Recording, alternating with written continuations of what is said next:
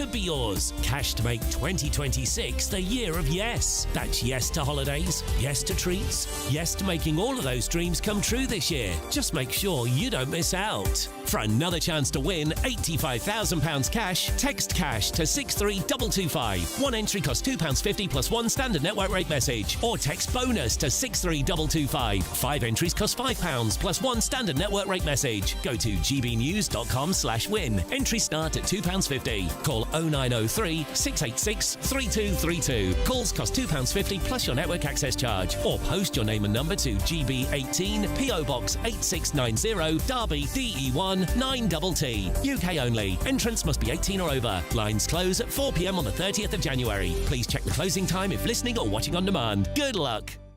Hi, I'm Michelle Dewberry, and my show is your opportunity to cut through all the noise and dive in headfirst to some robust debates. Ideas clash. Situation, No, because the failure is you're deliberately avoiding my point. Nothing's held back. And if you think this is the end of it, wait for more. And we do not shy away from the difficult stuff. Sometimes I want to shake people and say, if only you understood. So join me on Dubes & Co. weeknights at 6 p.m, only on GB News, Britain's news channel.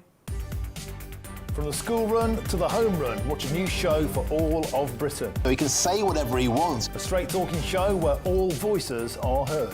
And, you know, when are we going to stop talking about smashing the gangs and actually do it? With the stories that matter from every part of our country. There's a bit of a crash landing there for your Chancellor. Bold, fearless and standing up for you. That's me, Martin Daubney, 3 p.m. till 6 p.m, weekdays, here only on GB News. The People's Channel, Britain's news channel. Westminster's full of talk, but out here, it's the real world. Am I allowed to talk now? No, that's it. This is where it matters, real people and real lives. That's what politics is all about. Practice Trump made a good start. No. Straight answers, no spin, and just a couple of pints. How many fingers have I got up? About 10. So join me for Lee Anderson's Real World every Friday at 7 p.m, only on GB News. The People's Channel, Britain's news channel. You want to know what's really going on in the corridors of power? Labour don't know what to do with you half the time, and that makes you quite lethal in the chamber. Get behind the headlines with Chopper's Political Podcast. Join me, Christopher Hope, as I sit down with the great and the good of British politics. We'll see where this ruling takes us. These are the stories shaping our nation. Chopper's Political Podcast, available now on all platforms. Listen in and stay ahead. We love Great Britain. We love its history, its culture and its tradition, and that's why we're so proud to be part of GB News. You look genuinely emotional. Oh, come here. GB News does pay attention to those who are ignored by the mainstream media. The majority of this country whose forefathers fought and died to maintain liberty, to fight for freedom of speech. The rule of law, the rights of property and democracy. This is the heritage that our country should be so proud of. Which of course includes our Christian heritage. There's been a huge resurgence in the number of people going to church. Perhaps they're not finding what they're looking for, and they're looking for something a bit deeper, a bit more truthful, a bit more akin to Britain's Christian heritage. That's right, get ready, because the most exciting night in general election history starts now!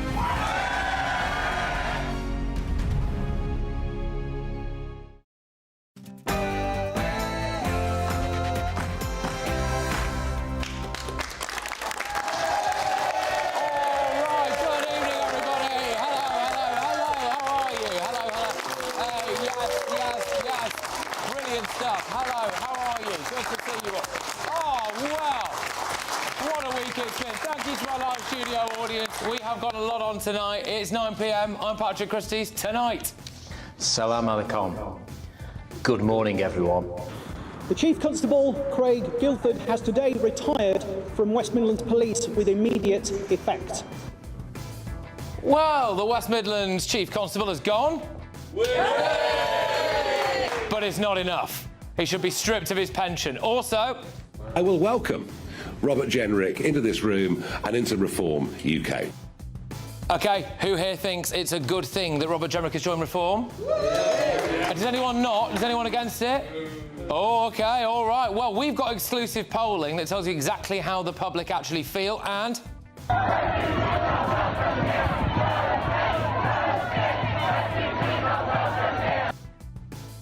Well, bad day to be an open borders fanatic, I'm afraid, because new data proves that migrants are more likely to commit crime than Brits. Also, cannot get any worse than a bunch of scum, homophobic, racist, misogynistic.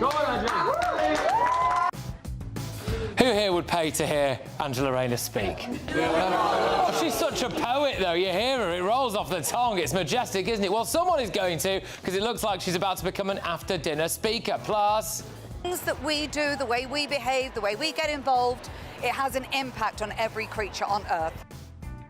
Oh, you all know Deborah Meaden from Dragon's Den. Well, she got into a fight with Adam Brooks. There was only one winner there, and...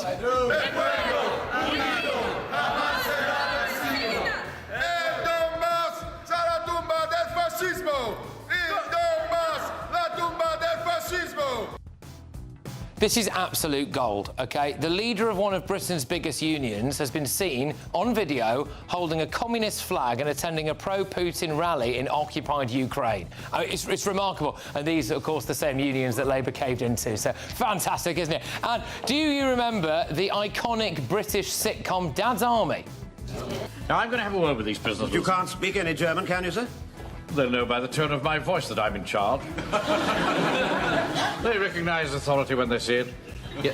You better come with me. Yes, boss. Well, I'm afraid it could become a bit of a reality, actually, because should 65-year-olds be drafted into the army? It looks like it's going that way. On my panel tonight, we have got Reform UK candidate Ola Minahan. We've got businessman and activist Adam Brooks. We've got broadcasting royalty Christo Fufas. And be nice, everybody. We've got former Labour Minister Bill Rummel. Oh, come on. Come on. Don't worry. He'll win you round. They always win you round in the end. Get ready, Britain. Here we go.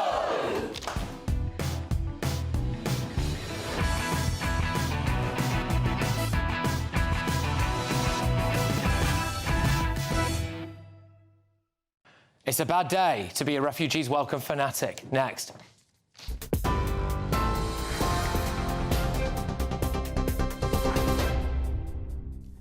Patrick, thank you. The top stories. Robert Jenrick says his defection is part of uniting the right. The former Shadow Justice Secretary told GBNews he discussed his defection with his family at Christmas. He yesterday announced his joining Reform hours after he was sacked by the Tory leader over what she called clear, irrefutable evidence that he was conspiring to jump ship. Speaking during a press conference alongside Nigel Farage, Mr Jenrick called his former party rotten, dishonest and no longer fit for purpose. Nick Timothy, the new Shadow Justice Secretary, said he did not recognise the Tory party that Mr Jenrick had described. Meanwhile, Kemi Badenoch says she cannot do a deal with liars when asked about a possible pact with Reform UK in the wake of Mr Jenrick's defection. Elsewhere, some breaking news earlier today that the police watchdog will continue to look into the decision to ban Maccabi Tel Aviv fans from attending a Europa League match and the actions taken by West Midlands police in the wake of Craig Guildford's retirement. Mr Guildford faced pressure over a decision to ban Maccabi fans from a match with Aston Villa last year. Downing Street said yesterday it no longer had confidence in Mr Guildford after a report into the decision to ban the fans. The Home Secretary said today, by stepping down, Craig Guildford has done the right thing today. He has said the political and media frenzy around his position had become detrimental to the force. Elsewhere, an Afghan national has been charged with sexually assaulting a child in Greater Manchester, GBNews understands. 28-year-old Hamed Mohammadi appeared at Manchester and Salford Magistrates Court on the 3rd of January. He was remanded into custody. On January the 1st, Greater Manchester Police were called following reports that a child under the age of 13 had been sexually assaulted at a property in Hale. Mohammadi will appear in court on the 6th of February. Elsewhere, an NHS trust indirectly discriminated against nurses by allowing a transgender woman to use a female changing room, a tribunal has ruled today. A group of nurses won a partial victory against County Durham and Darlington NHS Trust. The trust was found to have violated the dignity of the nurses and harassed them by requiring them to share a changing room with a biological male trans woman and not taking seriously their concerns. However, it dismissed several other claims, finding that Rose Henderson, who's a biological male, had not harassed or victimised the claimants. Finally, the deadline for submitting evidence to postpone local elections has now passed, with millions of people now seeing their votes delayed. 4 million people are set to be denied a vote in May, with the government expected to cancel at least 27 council elections, protecting hundreds of councillors from the risk of being voted out. Those are the latest GB News headlines. For now, it's back to Patrick. For all the latest from GB News whilst you're on the go, get the GB News app. Scan the QR code now to download or visit gbnews.com/app.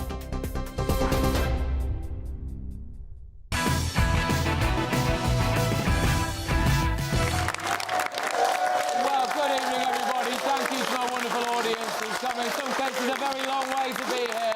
Really appreciate it. Well, there is a lot of news flying around tonight, but let's start with this.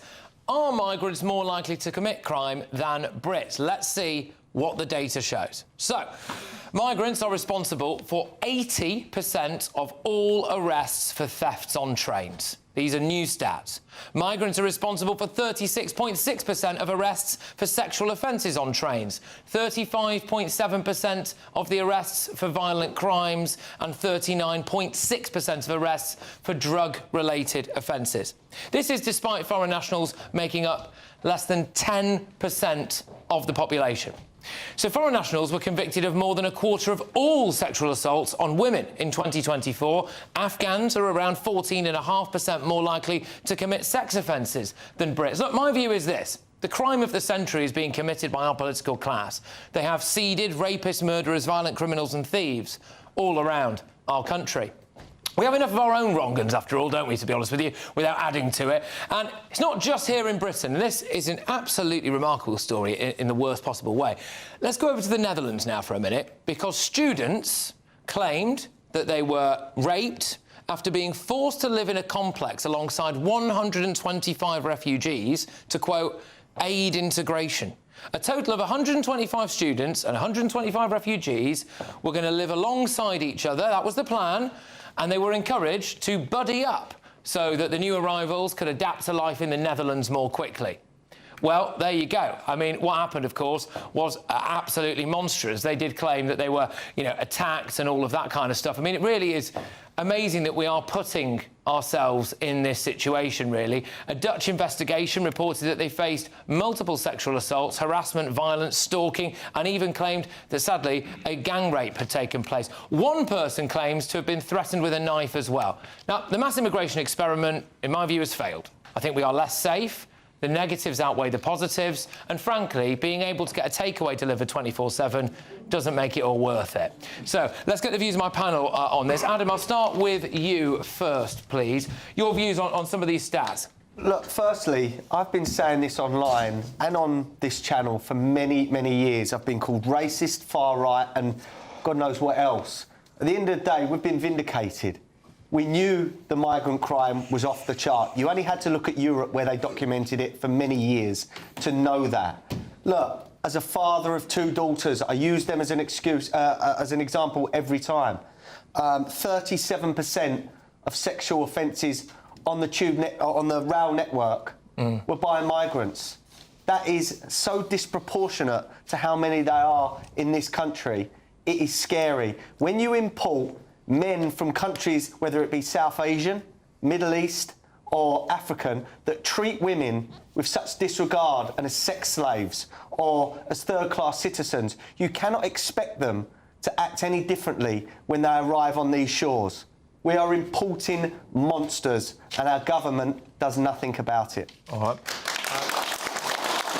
I'll come to you on this. A lot of stats there, obviously what Adam's just said. Is there anything that you disagree with particularly?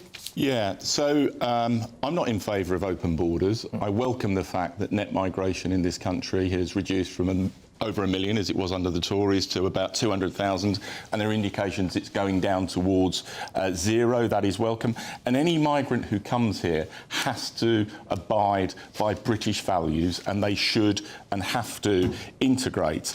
But I think we need to be really careful with statistics. I mean, the most reliable statistics I've seen is that foreign nationals, as a proxy for migrants, are actually slightly less likely to commit a violent sexual offence than their percentage of the population would represent. Foreign nationals, 17% of the population. Those who commit violent sexual offences from a foreign national background, 16%.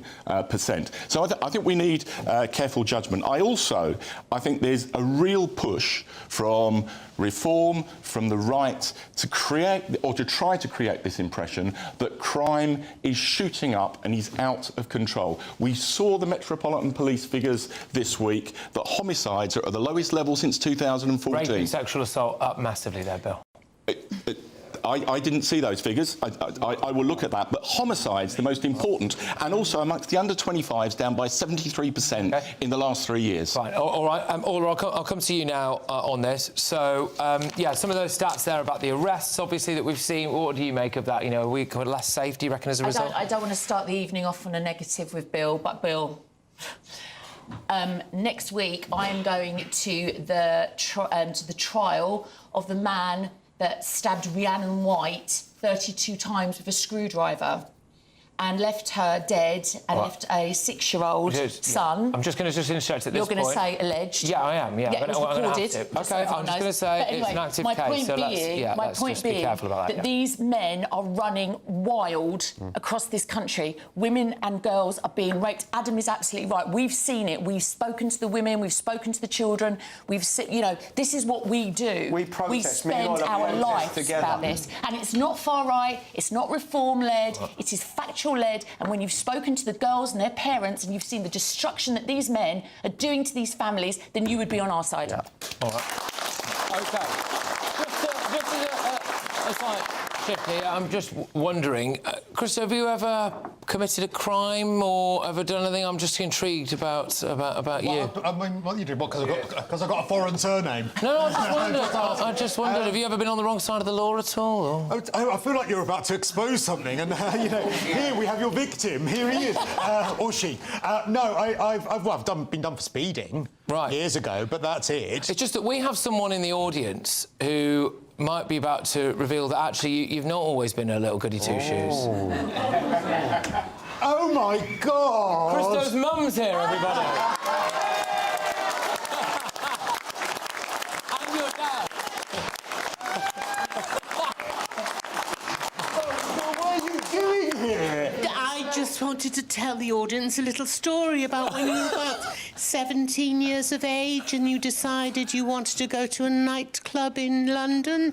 I thought I was 15. Dad and I said no, but you decided that was an answer you wanted, so you snuck out of the house with your little rucksack on your bag and all your best clothes in it, and you went to the local park and changed your clothes into your best and then put your rucksack under a bush in the park. When you went back the next morning to retrieve it, the bomb squad were there about to blow your rucksack up. You do remember it, don't you? Do you know, I've seen a wonderful, wonderful care home.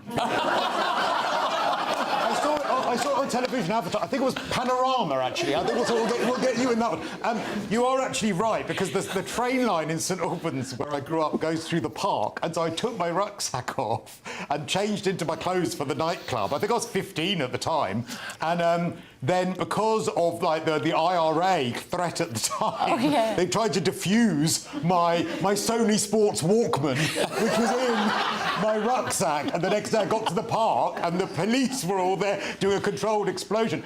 But what you didn't tell anyone was that you turned up to the nightclub in your 90s.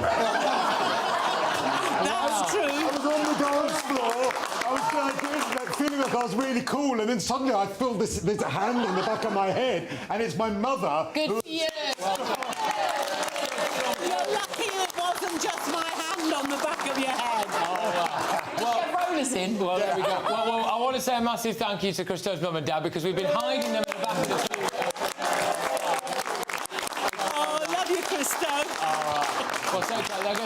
They're going to grab a seat now. Thank you so much for coming. We appreciate it. Thank you, I think. Yeah. I have to say, Patrick, that was fantastic, and welcome to your mother. But when you were saying there's someone in the audience, before you revealed it was Christoph's mother, I'm sitting here, the look of fear and bewilderment on your face. Yeah. What are we about to do? What are we about to do? Oh, there we go. All right, OK, well, back to slightly more serious, though. But go on, Christo, I'll actually come to you on the topic itself, because, look, when you see the things like the arrests, the number of arrests, 80% of them are foreign nationals on trains, things like phones being nicked and stuff, it's a bit much. It feels like, come on, that's disproportionate, isn't it? I mean, a couple of things. Firstly, to your statistic about London, yes, homicides are down. Congratulations. I'd like us to aim a little higher than just not getting murdered when you visit our capitals. Knife crimes down as well. No, but you'll find as well, though, that sexual offences are up to the highest rate that they've ever been, actually. 26,803 from 24 to 25, and when Sadiq Khan took office, they were only 17,668. So, and that coincides with the influx of... No, on that note, right, OK, I take your point that perhaps proportionately when it comes to the per capita of population, maybe people who are foreign nationals are slightly lower when it comes to their crimes. But if you come to this country and you're from another country, you have a higher threshold of behaviour than someone who was born here. That's not fair, but you are in a position of trust that you are not, that you perhaps do not have if you are living here already. So I don't care if it's 1% of people that come and commit crimes, because you're bringing in a problem that wasn't there before. Now, of course, British people commit crimes. That's terrible. Why add to that problem by having people who come here who are committing crimes? There is a contract of behaviour that you need to have if you come to the UK and if you are privileged enough to be invited to live here. And part of that contract of behaviour is abiding by the law. That is not unreasonable. There's no deterrent. If I go to Spain, the police out there, I don't even do anything wrong.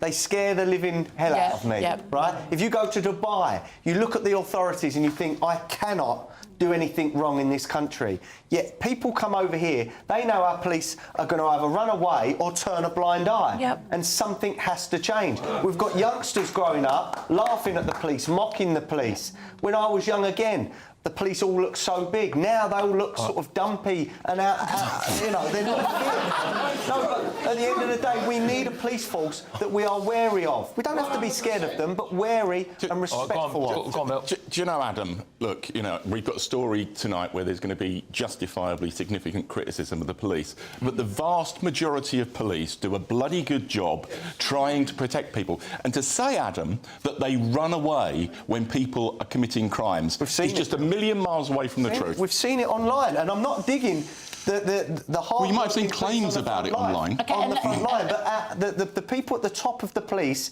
in this country, they really cannot be trusted, and they've turned woke and weak. Not just the police, but in a couple of weeks ago, those two girls that were allegedly sexually assaulted in Leeds, 13 and 15-year-old girl, the three migrant men from the hotel that allegedly sexually assaulted them were let out.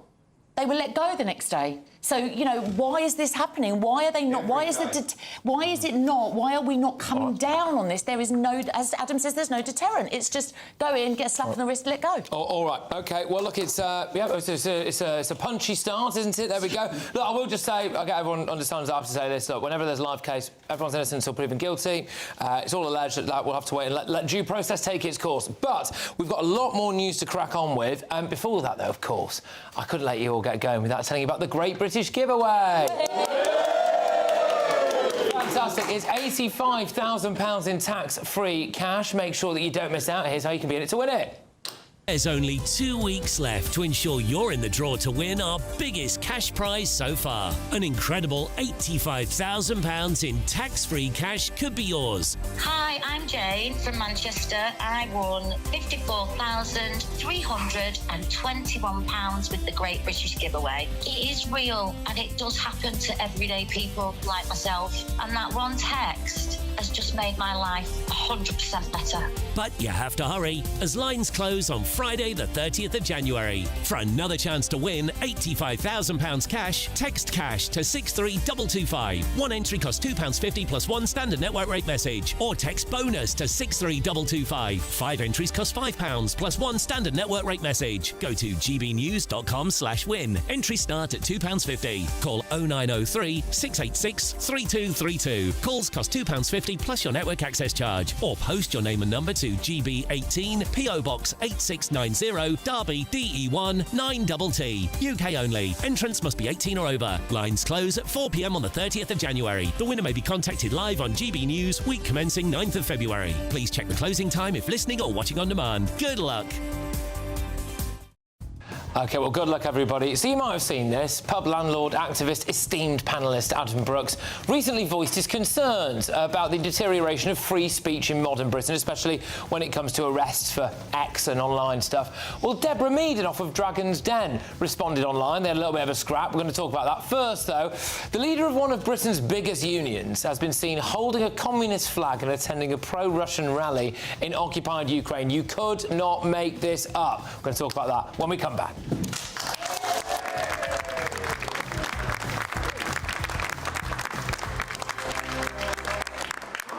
Britain deserves a newsroom that puts the facts and your voice first. Well, and that's what you get on GB News. Lively debates, lively conversation. And we're not afraid to hold power to account. And each other. So join me, Andrew Pearce. And me, Miriam Gates, for Britain's Newsroom, weekdays from 9:30 on GB News. Hi, I'm Michelle Dewberry, and my show is your opportunity to cut through all the noise and dive in headfirst to some robust debates. Ideas clash. Situation, no, isn't it? No, Because the failure is... You're deliberately avoiding my point. Nothing's held back. And if you think this is the end of it, wait for more. And we do not shy away from the difficult stuff. Sometimes I want to shake people and say, if only you understood. So join me on Jubes & Co. weeknights at 6 p.m, only on GB News, Britain's news channel. From the school run to the home run, watch a new show for all of Britain. He can say whatever he wants. A straight-talking show where all voices are heard. And, you know, when are we going to stop talking about smashing the gangs and actually do it? With the stories that matter from every part of our country. There's a bit of a crash landing there for your Chancellor. Bold, fearless and standing up for you. That's me, Martin Daubney, 3 p.m. till 6 p.m, weekdays, here only on GB News. The People's Channel, Britain's news channel. Westminster's full of talk, but out here, it's the real world. Am I allowed to talk now? No, that's it. This is where it matters, real people and real lives. That's what politics is all about. In fact, has Trump made a good start?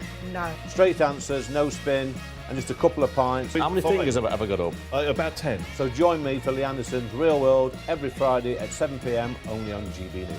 The People's Channel, Britain's news channel.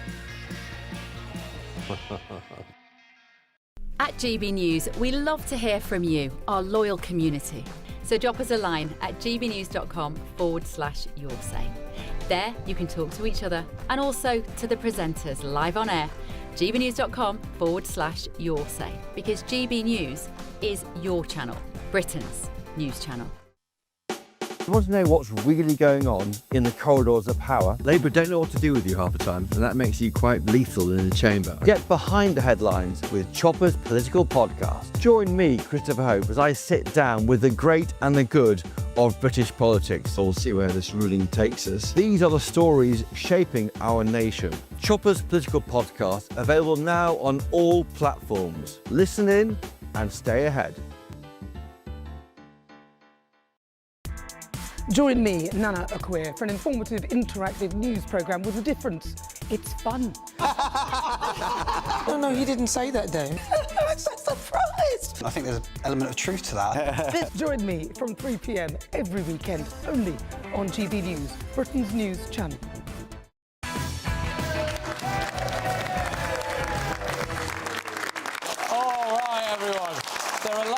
tonight. Thank you very much. Now, the leader of Britain's biggest railway trade union has been pictured holding the Red Communist Party flag during a visit to occupied Ukraine in 2015. Yes, occupied by, of course, the Russians. Yeah, we could take a little look, can we?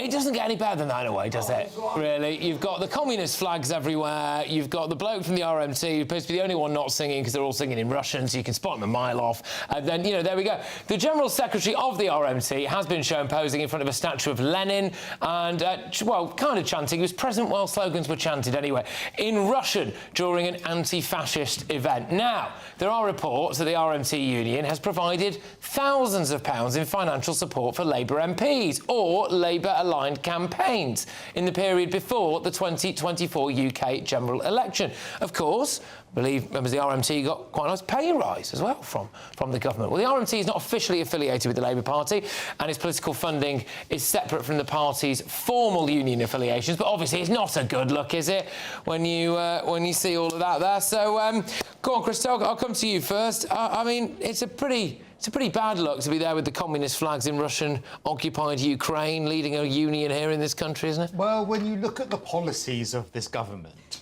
and then you think, gosh, Labour are affiliated to communists, you kind of think, well, actually, yeah, bears need loo roll in the forest, don't they? Because of course they are. Look at the highest tax burden that we have in history. Look at all of the public sector workers that got the highest pay rises, and then we find out that we've got this apparent black hole. Their policies are aligned to soft communism, socialism. There is absolutely no incentive to want to start a business in this country as well. The size of the state is bigger than ever. I mean, you spoke about net migration going down earlier, Bill. I mean, the reason is because anyone who's entrepreneurial is leaving. Not true. That is essentially a communist state. So I am not surprised to find that those people who have, shall we say, affiliations with the Labour Party are sympathetic to communism. Well, but Bill, I'll bring you in on this, obviously. Is it any wonder that Rachel Reeves replaced a portrait of the former Tory Chancellor with one of Ellen Wilkinson, who was the co-founder of the Communist Party of Great Britain?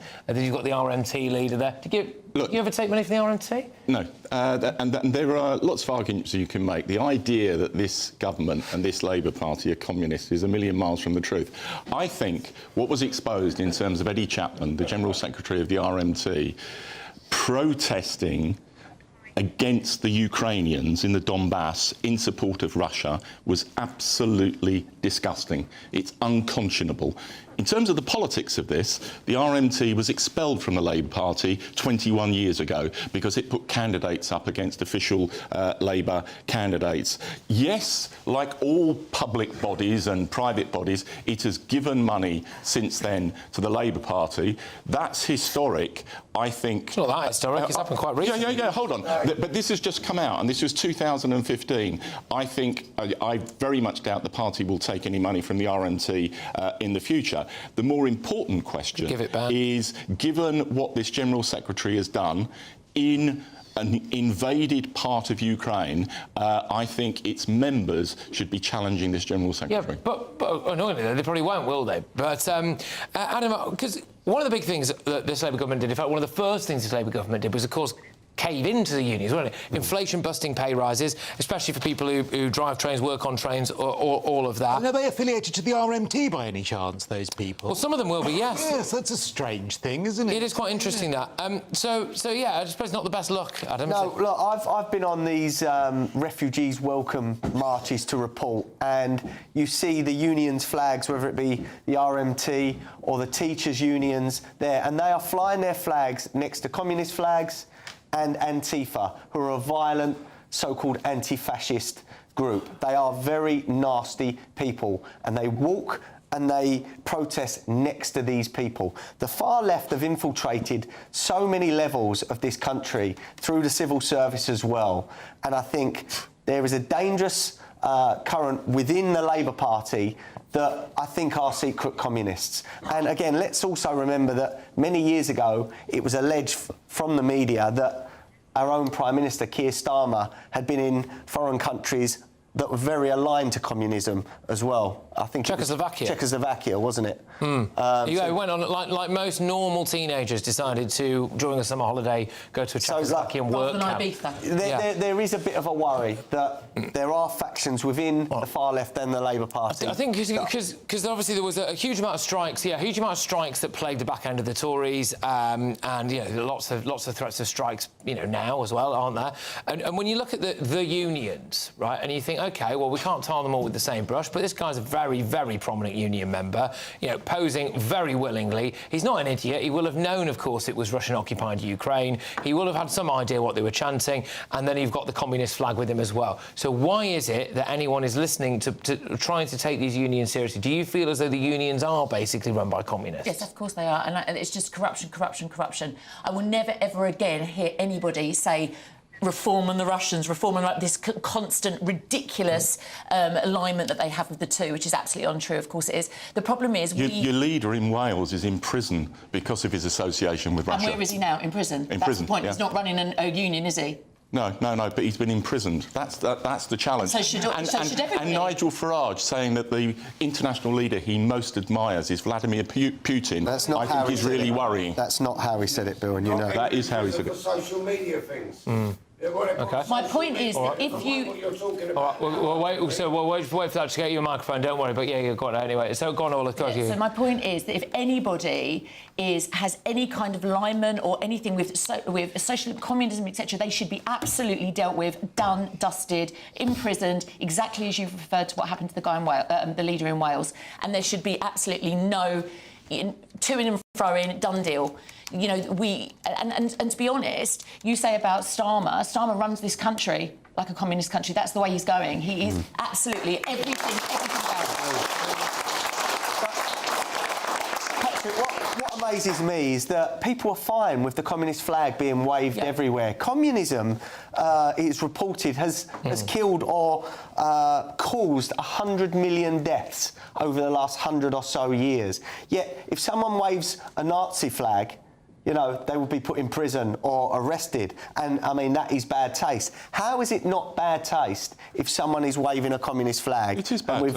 It is bad taste, and it's appalling. Look, I've been fighting the hard left, whether it's the Communist Party, the Socialist Workers' Party, all my political life. I think the hard left are vile in terms of what they stand for and what they promote. But to try to link from that and this disgusting man who was supporting the Russians in Ukraine, to link from that and to say that, the Labour Party generally, and Keir Starmer, I can make lots of criticisms of Keir Starmer. The idea is he's a communist is a million miles from the truth. If you condemn that communism, then you must surely, back to Patrick's point, condemn Rachel Reeves and that having the leader of the Communist Party on her wall.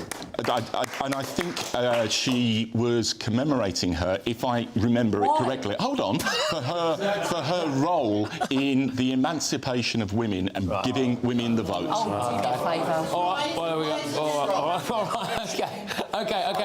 Guys, we're going to go to the audience in the next section there, and we'll get the microphones going around and all that. OK. Now, GB News has contacted the RMT. We are awaiting a response.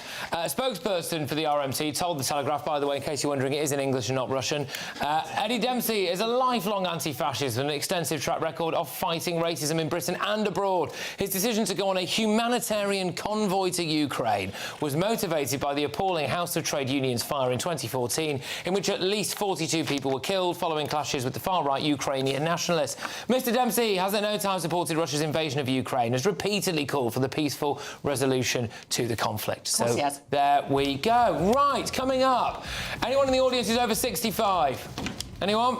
Yeah? I'm not admitting to that. No, OK. I see where Christo gets it from now, can't we? But I asked that because we could be about to get somewhat of a dad's army, apparently. Over 65s could be enrolled. But next, though, we'll have the latest on that standoff over free speech in the UK involving a certain Adam Brooks. That's next.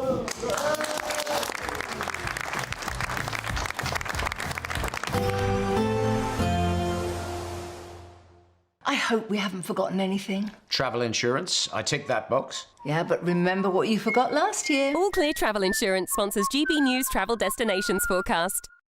The weather's looking unsettled across much of southern Europe as we go through this weekend. Heavy rain affecting parts of Portugal, around the outskirts of Spain as well. Some significant snow building up over the Pyrenees. Even further east in other parts of the Mediterranean, hefty showery downpours with the risk of some thunder. And worth bearing in mind, strong gusty winds are going to lead to some rough seas as well. Staying pretty unsettled for some places as we go into next week. Bye-bye. All Clear Travel Insurance sponsors GB News Travel Destinations Forecast. Hello, very good evening to you. This is your GB News weather update coming to you from the Met Office. Could be quite a murky night ahead as the winds ease, the clouds going to lower, leading to some mist and fog in places as well. That's because the low pressure just to the west of us, that's filling, becoming less intense. So the blustery winds that we've had through today, well, they're going to be dropping out. There will still be some outbreaks of rain around, particularly around some eastern parts of Northern Ireland, and then feeding northwards up through parts of England and Wales, and later pushing into areas of southern Scotland as well. But many areas actually staying largely dry. A lot of cloud though, and as I mentioned, that cloud could be lowering, leading to some mist and fog and some murkiness. And even where we don't get that lowering cloud, clear spells could allow for a touch of frost and also some patches of fog to develop in other spots as well. So a bit of a grey, murky start across central and eastern parts of southern UK, a bit brighter perhaps across parts of Wales and the southwest of England. Lots of cloud, few outbreaks of rain across Northern Ireland and northern England, and similar across southern and eastern parts of Scotland. It's across northern Scotland where we're likely to have the clearest skies overnight and the brightest skies to start, but as a result, the greatest chance of some frost and some fog, maybe even freezing fog patches here as well. Through the day, there will be further outbreaks of rain around, perhaps a bit heavy at times in a few spots, all of that making its way northwards. Could see some sleet and snow over the high ground of Scotland, but that's going to become less of a thing as we go through the day. And then otherwise, well, some dry weather, even some bright sunny skies here and there, but worth noting if you're stuck under the cloud, which could linger all day, it's going to feel pretty cold indeed. Through into Sunday, and there's a chance of a swathe of wet weather pushing its way northwards across much of England, Wales and later into eastern parts of Scotland. Otherwise, it could be quite a grey, cloudy, murky start yet again, with a lot of fog in places too. Into next week, and there's more changeable weather to come. I'll see you again soon. Bye-bye. In the GB Newsroom, we bring you the news as it happens. With our team of dedicated journalists across the UK, we're ready to keep you up to date with what's happening every half an hour, every single day. Bulletins here on GB News, the People's Channel, Britain's news channel. Britain deserves a newsroom that puts the facts and your voice first. Well, and that's what you get on GB News. Lively debates, lively conversation. And we're not afraid to hold power to account. And each other. So join me, Andrew Pearce. And me, Miriam Gates, for Britain's Newsroom, weekdays from 9:30 on GB News. At GB News, we love to hear from you, our loyal community. So drop us a line at gbnews.com/yoursay. There you can talk to each other and also to the presenters live on air. gbnews.com/yoursay, because GB News is your channel, Britain's news channel.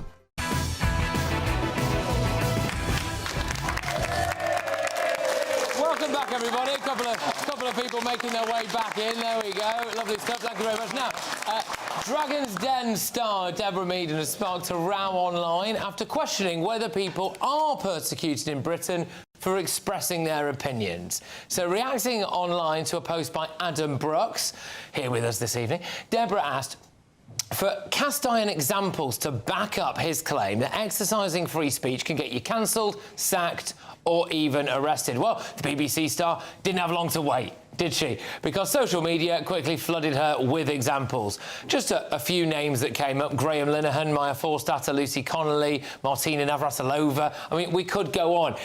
So, I mean, luckily we've got Adam with us here tonight. So, didn't go that well for old Debs, did it? No, but she continued to try and say that it'd been me that had embarrassed myself. I couldn't believe it. She doubled down. She hasn't apologised to any of the people in the thread that have said that they were victims. And look, if you're going to come at someone on X with a large platform that I'm lucky to have, come equipped with facts, or at least know what you're talking about. Because Look, I'm no fan of Deborah Meaden. She might be a lovely lady, but in my opinion, she's got Brexit derangement syndrome, she's got Trump derangement syndrome, and she came to my feed to try and really mug me off. And what happened is she mugged herself off, and it went everywhere. Hundreds of thousands of people have looked at these tweets. Yeah. And there's some big names. I do wonder how out of touch some of these people are sometimes, because it's like, what kind of bubble are you living in where you don't know that she's just asked such a stupid question, really? But I tell you what, definitely won't be a stupid question. There's a lady on the front row who would like to make a point.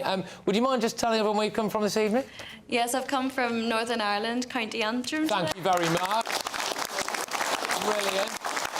You have actually come with someone quite special as well, haven't you, I think? Is it? Yes, I brought my grandmother here. This is her Christmas present. Oh, bless you. Well, thank you very much for coming. It's a pleasure to have you. Thank you. So go on, what would you like to say? What would you like to say? Does the speed and intensity that people get cancelled at suggest a lack of critical thinking and compassion in the general public? Oh, what a point that is. Good stuff. Yeah, well, go on, Christo. In answer to your question, yes, because we've lost the ability to agree to disagree. And I think social media has played a part on that. I mean, in answer to your question, Deborah Meaden, I've met her a couple of times, and she is usually lovely, and I don't know what wiring went wrong with her argument with you, because when you imagine when she's on Dragon's Den, she's so about the facts and making sure that everyone knows what's going on with their numbers and with everything else. So she's absolutely sort of forensic about it. But then when in her exchange with you, it was ridiculous, and she should have just said, "Oh, you know what? I got it wrong." I saw because she was trying to wriggle out of it when Connie Shaw from the Free Speech Union. She replied really politely, saying, "Well, actually, I was cancelled because I had these sort of gender-critical views at my university, and I had to go to this tribunal thing." And Darren was like, "Well, there you go. It shows that things work because you went to a tribunal and you were found that it was okay." Oh my God! Well, it shouldn't have got to a tribunal. No. It shouldn't be the case where 30 people a day are arrested for things that are posted online. 12,000 arrests so far here in the UK for people talking online. And so, it's not just about us not being able to get on with each other, it's actually about criminal proceedings now, and so we have lost free speech. Yeah. OK. Indeed. All right. Deborah Meaden did, obviously, as Adam was saying, she was trying to chomp back her stuff. She says things like, "Oh, I like to understand, and evidence claims this platform is so divisive it's not possible, though I do see I could have asked better." There you go. "I expect abuse on just about every post I make, and I get it." I mean, she went on. She was trying to wriggle out of it, I suppose, really. But I mean, I suppose to the broader point here is that really, is Adam ultimately right when he says that people are getting arrested and getting charged and ruining their lives as a result of things on social media? Lucy Connolly did. I don't know how long she did, a year. She got sentenced to 18 months for something she said, and ultimately, what she said was okay in bad taste, but she was angry, and it was something that she said in jet, and then she removed it. But that doesn't warrant prison, surely. And going back to the communist point and Keir Starmer, and the fact he's trying to ban X. What is that if that's not, a complete insult to free speech? You have to be able to say something and disagree with somebody. It doesn't mean that they shut you down, they arrest you, they don't speak to you, they, call for your death in some cases. You should be able to say, "I don't agree with you, we differ in our argument, we differ in our point of view, but that's OK." OK. We're sensible adults, surely. Can I do something quickly? Would you mind just passing that microphone along the line there, because there's a gentleman. Thank you very much. Well done. There's a gentleman here who just want to make a quick point, and we'll put it to Bill. And we need to give Bill a fair bit of time here to reply. As the lady just said, we've over 12,000 people locked up in this country for social media posts. Yet Labour says we've got freedom of speech. OK. We're the highest country for locking people up for social media posts. Bill, can you answer that? All right. Yeah. Look, let's cut to the heart of this. I am a passionate believer in freedom of speech. Go through my CV, my track record, and I passionately believe unless you are advocating violence, which, with respect, Lucy Letby was, and she pleaded... Sorry, I apologise. Letby definitely was. Lucy Connolly was, and she pleaded guilty to that. But unless you're advocating violence, you ought to be able to say and claim whatever you want to. However, in my experience, there is hypocrisy on both the left and the right in terms of free speech. The ultra-left who want to cancel people at the drop of a hat. But, I've been on this channel with you, Adam, where I've found people from the right, for example, saying that people who chant from the river to the sea, Palestine will be free, should be arrested. Now, I happen to disagree with that political slogan, but it's not incitement to violence, and you shouldn't be arrested for it. And I think there are double standards on both sides. Just to follow that question up, very quickly. Lucy took her thing down within hours. She got a 32... after tens of thousands of people had she got a 32-month sentence. Yeah. We've all seen amongst us in this country people getting non-custodial sentences and walking out for 10 times worse things and suggesting that people actually get murdered. OK. By implication, she incited people to burn down hotels. She also, if you look at the details of the case, she refused what's called... She apologised and took it down, Bill. She refused what's called a Newton hearing because she didn't think she'd be a credible witness. Because she was threatened behind the scenes with a longer sentence. OK. That's what happened to them people. If you don't plead guilty, you will go to prison.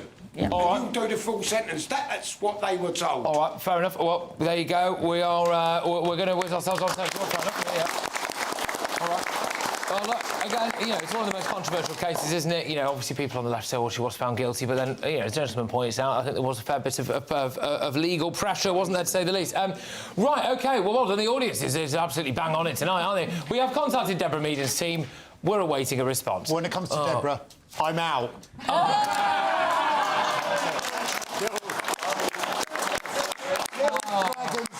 Well done. Well done. OK. All right. Coming up. We've got to move on. Coming up, we're going to have that exclusive polling about Robert Jenrick's defection. Plus, under new plans, could Grandad be carted off to war? Poor Grandad. Oh, there we go. That's next.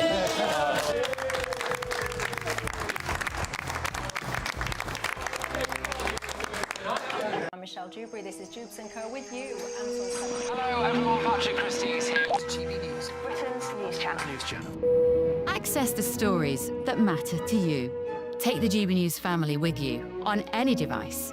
And as long as you have an internet connection. Tune in to GB News, anywhere on the planet or beyond.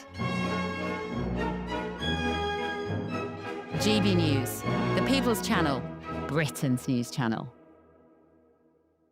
Hi, I'm Michelle Dewberry, and my show is your opportunity to cut through all the noise and dive in headfirst to some robust debates. Ideas clash. Situation, isn't it? Because the failure is... You're deliberately avoiding my point. Nothing's held back. And if you think this is the end of it, wait for more. And we do not shy away from the difficult stuff. Sometimes I want to shake people and say, if only you understood. So join me on Jubes & Co weeknights at 6 p.m, only on GB News, Britain's news channel. From the school run to the home run, watch a new show for all of Britain. He can say whatever he wants. A straight-talking show where all voices are heard. And, you know, when are we going to stop talking about smashing the gangs and actually do it? With the stories that matter from every part of our country. There's a bit of a crash landing there for your Chancellor. Bold, fearless and standing up for you. That's me, Martin Daubney, 3 p.m. till 6 p.m, weekdays, here only on GB News. The People's Channel, Britain's news channel. Westminster's full of talk, but out here, it's the real world. Am I allowed to talk now? No, that's it. This is where it matters, real people and real lives. That's what politics is all about. The fact is Trump made a good start, no. Straight answers, no spin, and just a couple of pints. How many fingers have I ever got up? About 10. So join me for Lee Anderson's Real World every Friday at 7 p.m, only on GB News. The People's Channel, Britain's news channel. You want to know what's really going on in the corridors of power? Labour don't know what to do with you half the time, and that makes you quite lethal in the chamber. Get behind the headlines with Chopper's political podcast. Join me, Christopher Hope, as I sit down with the great and the good of British politics. We'll see where this ruling takes us. These are the stories shaping our nation. Chopper's political podcast, available now on all platforms. Listen in and stay ahead. Decisions made in Washington aren't just shaping America, they're shaping Britain too. From migration to global security, from crime to health. Whatever happens in the White House today will be felt in your town or city tomorrow. That's why The Late Show is live from Washington, D.C. Cutting through the politics to show you what it all means for Britain. The Late Show live every night at midnight. Only on GB News, Britain's news channel.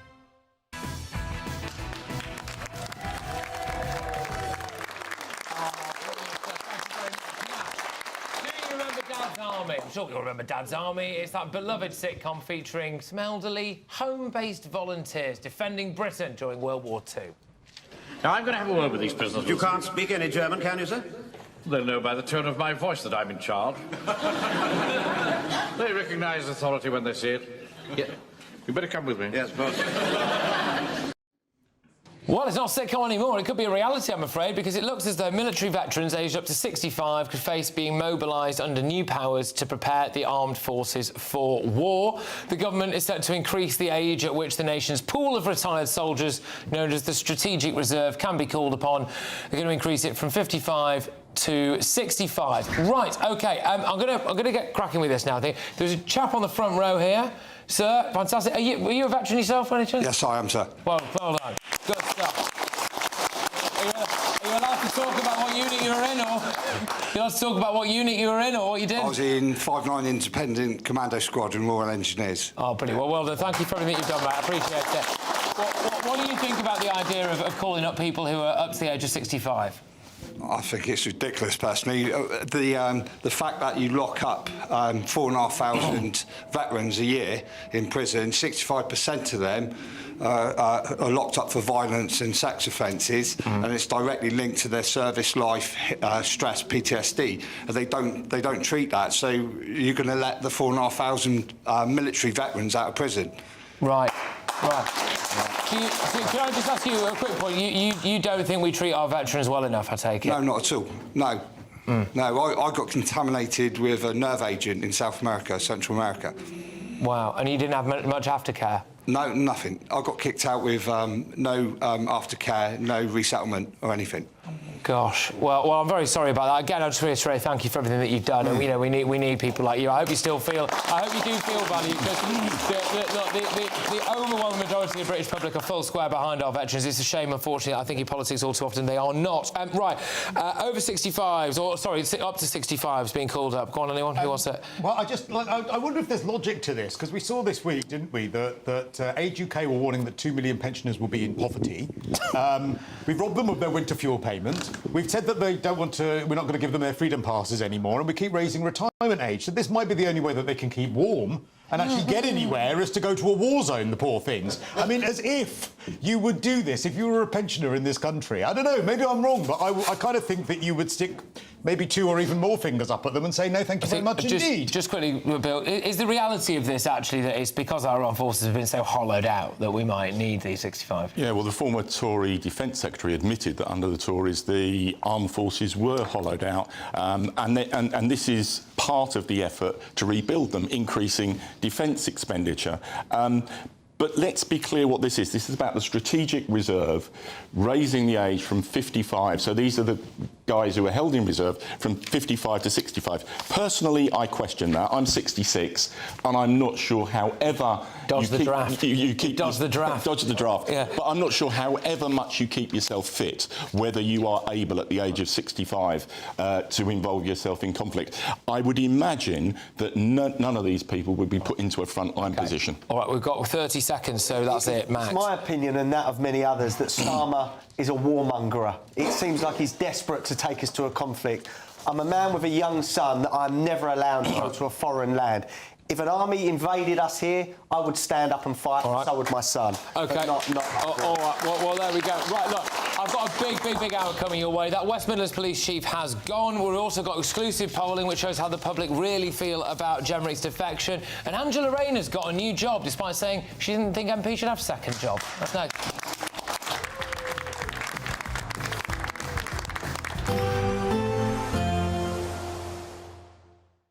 Expect warm spells with the odd rude interruption. Box Boiler sponsors the weather on GB News. Hello, very good evening to you. This is your GB News weather update coming to you from the Met Office.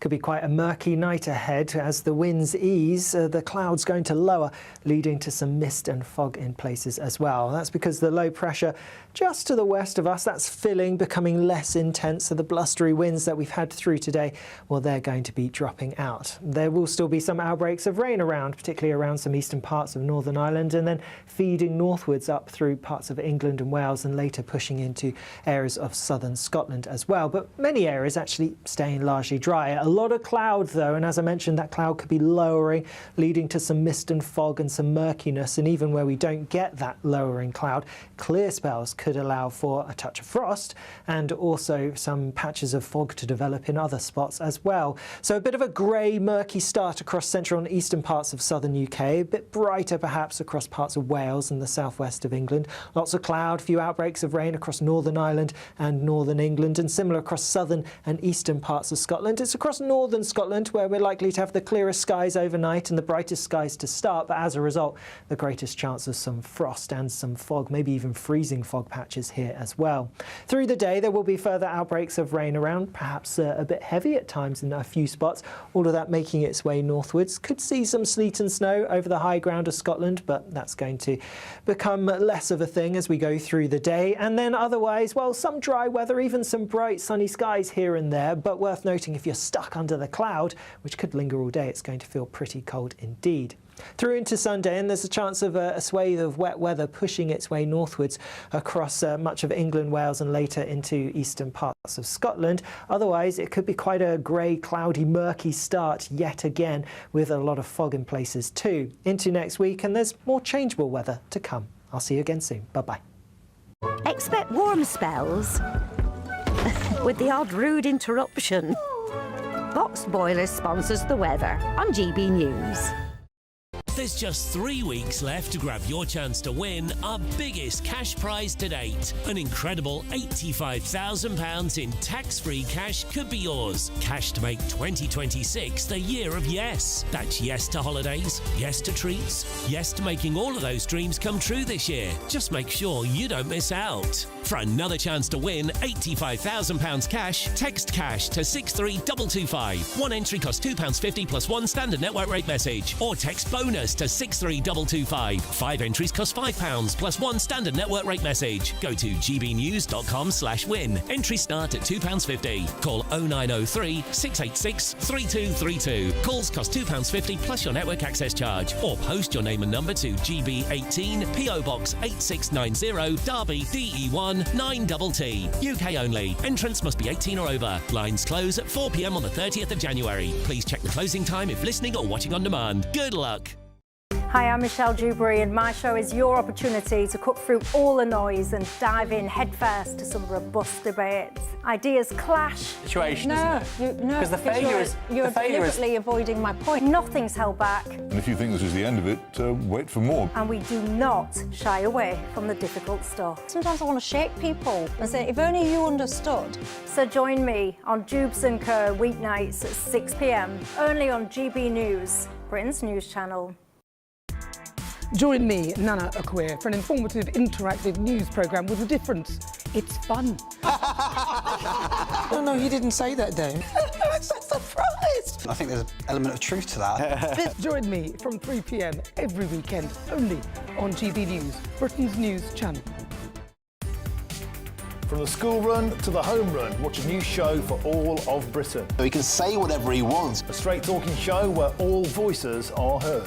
And, you know, when are we going to stop talking about smashing the gangs and actually do it? With the stories that matter from every part of our country. There's a bit of a crash landing there for your Chancellor. Bold, fearless and standing up for you. That's me, Martin Daubney, 3 p.m. till 6 p.m, weekdays, here only on GB News. The People's Channel, Britain's news channel. Britain deserves a newsroom that puts the facts and your voice first. Well, and that's what you get on GB News. Lively debates, lively conversation. And we're not afraid to hold power to account. And each other. So join me, Andrew Pearce. And me, Miriam Gates, for Britain's Newsroom, weekdays from 9:30 on GB News.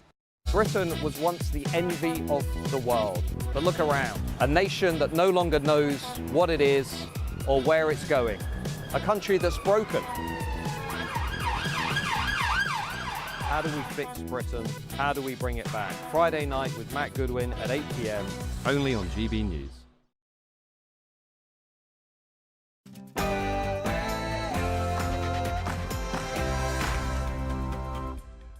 Wow, hello everybody. Good evening. Yes. Oh, brilliant. Hello Christo's mum. Yes, brilliant. Well done everybody. Right. Well, thank you very much to my live studio audience who have been on fine form in the first hour. I hope you can maintain it this hour. It's 10 p.m. I'm Patrick Christys. Tonight. Salam alaikum. Good morning, everyone. The Chief Constable, Craig Guilford, has today retired from West Midlands Police with immediate effect. And the West Midlands Chief Constable has gone, but it's not enough. Strip him of his pension. Also, I will welcome Robert Jenrick into this room and into Reform UK. All right, so go on, who's in favour of the old switcheroo from Jenrick to Reform? Yeah, OK, well, we don't just have to rely on the room, because we here at GB News have got exclusive polling to find the question that everyone wants the answer to. How do the wider public actually feel about it? And...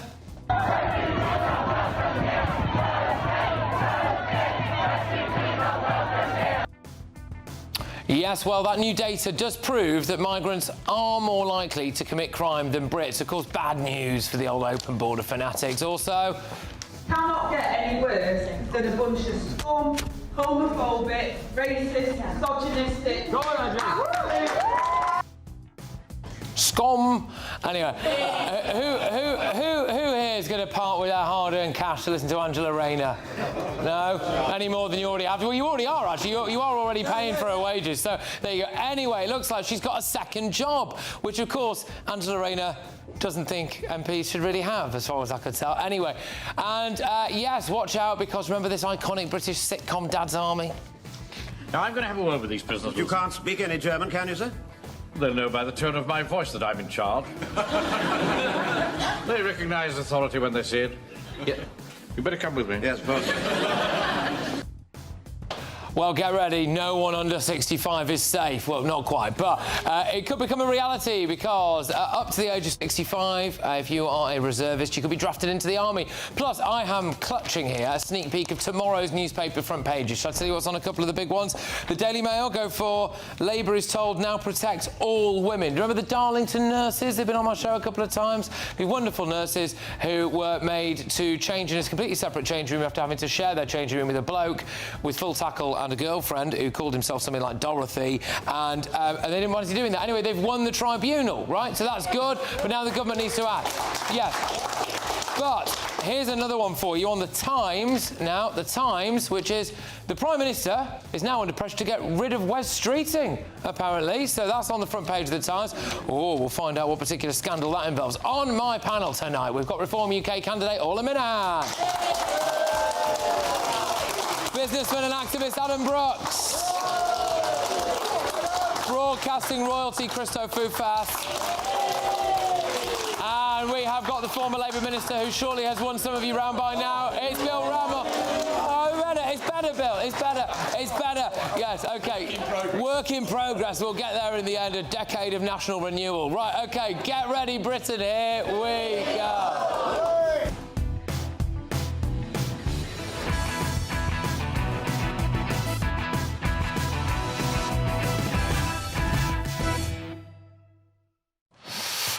The Chief Constable of West Midlands Police should have been sacked and had his pension stripped off him. Next.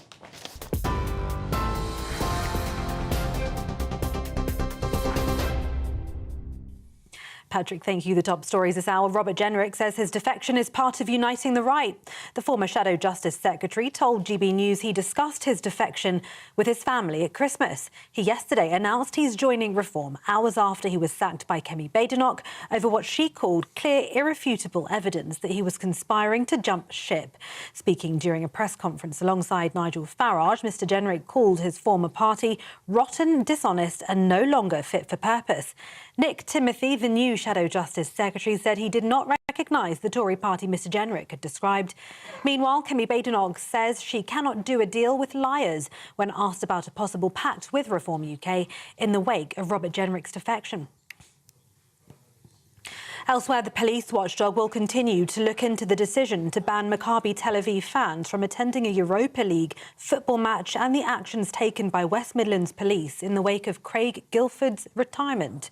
Mr Guildford faced pressure over a decision to ban Maccabi Tel Aviv fans from a match with Aston Villa last year. Downing Street saying yesterday it no longer had confidence in him after a report into the decision to ban the fans. The Home Secretary says by stepping down, Craig Guildford has done the right thing today. Craig Guildford himself has said the political and media frenzy around his position had become detrimental to the force. Simon Foster, the West Midlands Police and Crime Commissioner, spoke today. The Chief Constable, Craig Guildford, has today retired from West Midlands Police with immediate effect. In doing so, he has acted with honour and in the best interests of West Midlands Police and our region. I welcome his decision. I'm pleased this outcome has been reached, having regard to due process and the law. In other news today, an NHS trust indirectly discriminated against nurses by allowing a transgender woman to use a female changing room. A tribunal has ruled today. A group of nurses won a partial victory against County Durham and Darlington NHS Trust. The NHS Trust was found to have violated the dignity of the nurses and harassed them by requiring them to share a changing room with a biological male trans woman and not taking seriously their concerns. However, it dismissed several other claims, finding that Rose Henderson, who's a biological male, hadn't harassed or victimised the claimants. And finally, in sport, Crystal Palace manager Oliver Glasner has confirmed he will leave the club at the end of the season. The highly rated Austrian, who's been tipped to take over at Manchester United as the club's next permanent boss, guided the Eagles to FA Cup success last season but hadn't agreed a contract extension at Selhurst Park. 51-year-old Glasner arrived at Crystal Palace in 2024, having won the Europa League with Eintracht Frankfurt. He told a press conference, "My decision has already been taken months ago." And those are the latest GB News headlines. For now, it's over to Patrick. For all the latest from GB News whilst you're on the go, get the GB News app. Scan the QR code now to download or visit gbnews.com/app.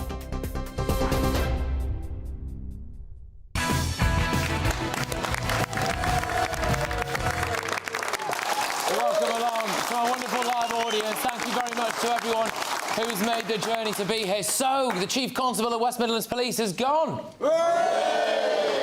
Wow, you might cheer, but it's not good enough. He should have been sacked, he should still face a gross misconduct investigation, and he shouldn't be allowed to keep his massive pension. Today, we were told there's going to be a press conference at 4 p.m, so set your alarms. Chief Constable Craig Guildford, he's going to be making an announcement. So, the bloke who simped to the Muslim community? Salam alaikum. Good morning, everyone, and thank you to the leaders and elders that have afforded me this opportunity to speak to you personally. I would just like to take this opportunity to thank the leaders and the elders who have afforded me the opportunity to stand before you tonight. So thank you very much, whoever you are. Thank you to the leaders and the elders, shock ram. But the bloke who allowed aspects of the Muslim community to just simply police themselves? Community leaders have been speaking to the police as well because... Free Palestine! Free Palestine! Right, I think, apologies for the language you're hearing, but a sense of the anger, I think you can hear there. Yeah. Is that one of the community leaders there that we just saw, maybe? Anyway, he's the bloke who banned Jewish Maccabi Tel Aviv fans from Birmingham. From the river to the sea! From the river to the sea! He's the bloke who's accused of misleading us by not telling us that armed gangs from the Muslim community were planning on attacking Israeli fans, and he denied that his police force had used fake information from artificial intelligence. Yeah, that bloke was going to front up. He was going to speak to the press. He was going to stand before us. He was going to be a big man. He was going to admit it all. He was going to apologise. He was going to quit. What happened? Well, out stepped the local police and crime commissioner, who himself was the former chairman of a local branch of Jeremy Corbyn-obsessed group Momentum, and he said this. Chief Constable Craig Guildford has today retired from West Midlands Police with immediate effect. In doing so, he has acted with honour and in the best interests of West Midlands Police and our region. As Police and Crime Commissioner and on behalf of the people of the West Midlands, I thank him for his service. Thank you very much. Where's the accountability in retirement, Mr. Foster? What? Sorry? What? He called him honourable, right? And then he just turns off on his heels and legs it without taking any questions. I tell you what, if I'm ever accused of anything in the West Midlands, I'll just make up a story, completely make it up, right? I'll tell the police I'm actually an honourable man, and then I'll just leg it. Is that how it works now? Is that how it works? These are the rules now, is it, in the West Midlands? Craig Guildford had a salary of somewhere in the region of 230 grand a year. Reportedly, he could now be allowed to get about £154,000 a year as a pension. Now, I've got an idea. Craig Guildford obviously loves the local Pakistani community so much in Birmingham, doesn't he? Well, with that amount of money, he could buy himself a lovely home in Pakistan, live over there, talk to as many community leaders and elders as he likes, can't he? He talks to them every day, consult them every single day. Look, I'm sorry, Mr. Guildford, but actions have consequences, and as a police officer, you should know that, and you shouldn't be allowed to just swan off into the sunset like nothing happened. Let's get the views of my panel on this. Adam, Oh, thank you very much. Go on, Adam, I'll come to you first on this. What do you reckon? It's my opinion that Craig Guildford should have been sacked and, if anything, prosecuted as well. You cannot have... we cannot live in a country where the top of our police are allowed to lie and fabricate evidence. Who can we trust if we cannot trust the hierarchy of the police in this country? And that goes back to what I said earlier. If you lose respect and lose trust for your police, things are only going to go one way. Look, for me, this country is two-tier. If it's not our Prime Minister, our government, our police force, our judiciary and our media, you know, where are we going? They are cowed by Islamist mobs. We have people on the streets of our capital calling for jihad and nothing happens to them. Yet if I said something hateful or aggressive online, I will probably end up in prison. That is all that is wrong with this country. All right. Just as a show of hands in this room here now, who thinks that he should be stripped of his pension? Yeah. Right. Is there anyone who takes a different view at all? No? No? OK, well, there you go. It's interesting, though, isn't it? Christo, what do you think? Do you think this is enough here, that he's been allowed to essentially retire? He didn't even have to come out and say it himself, did he? Just retire, never to be seen again. He's only 52. Yeah, retiring at 52. And do you know how much he was earning? £220,000 a year. I mean, when I read that, I thought, Allahu Akbar. Honestly, I couldn't believe it. That's unbelievable to me. But also, so the reason, you know, the background to this whole thing is that obviously there was evidence that was presented that didn't exist, and a game was referenced that didn't actually exist as to demonstrate the threat. And you know, this is the police force, right? And the most they did was go onto Microsoft and do an AI search. I mean, that was the investigative skills of a police force. Yeah. AI. I mean, it's just dreadful. No one thought, well, I'll just check whether I back that up. So it is outrageous. It is outrageous that he's been allowed to just, like, retire. It is outrageous that they're all now pontificating about how honourable he is. It isn't honourable at all. And it is, to your point, actually, you know, there are many Muslims in this country who are just who are law-abiding, who would not agree with this at all. But there is an undercurrent of fear about certain members of the Islamic community that our politicians and our police chiefs are too afraid to address. OK, all right. Just before we go to the gentleman in the white, just hold fire for a second, sir. I want to come to Orla and then we'll get you to ask a question. But for me, this is the thing, that because he's been allowed to do this in such a way, there's nothing stopping him getting another job in the police. This is the thing. So, this guy could go to another police force. He's only 52.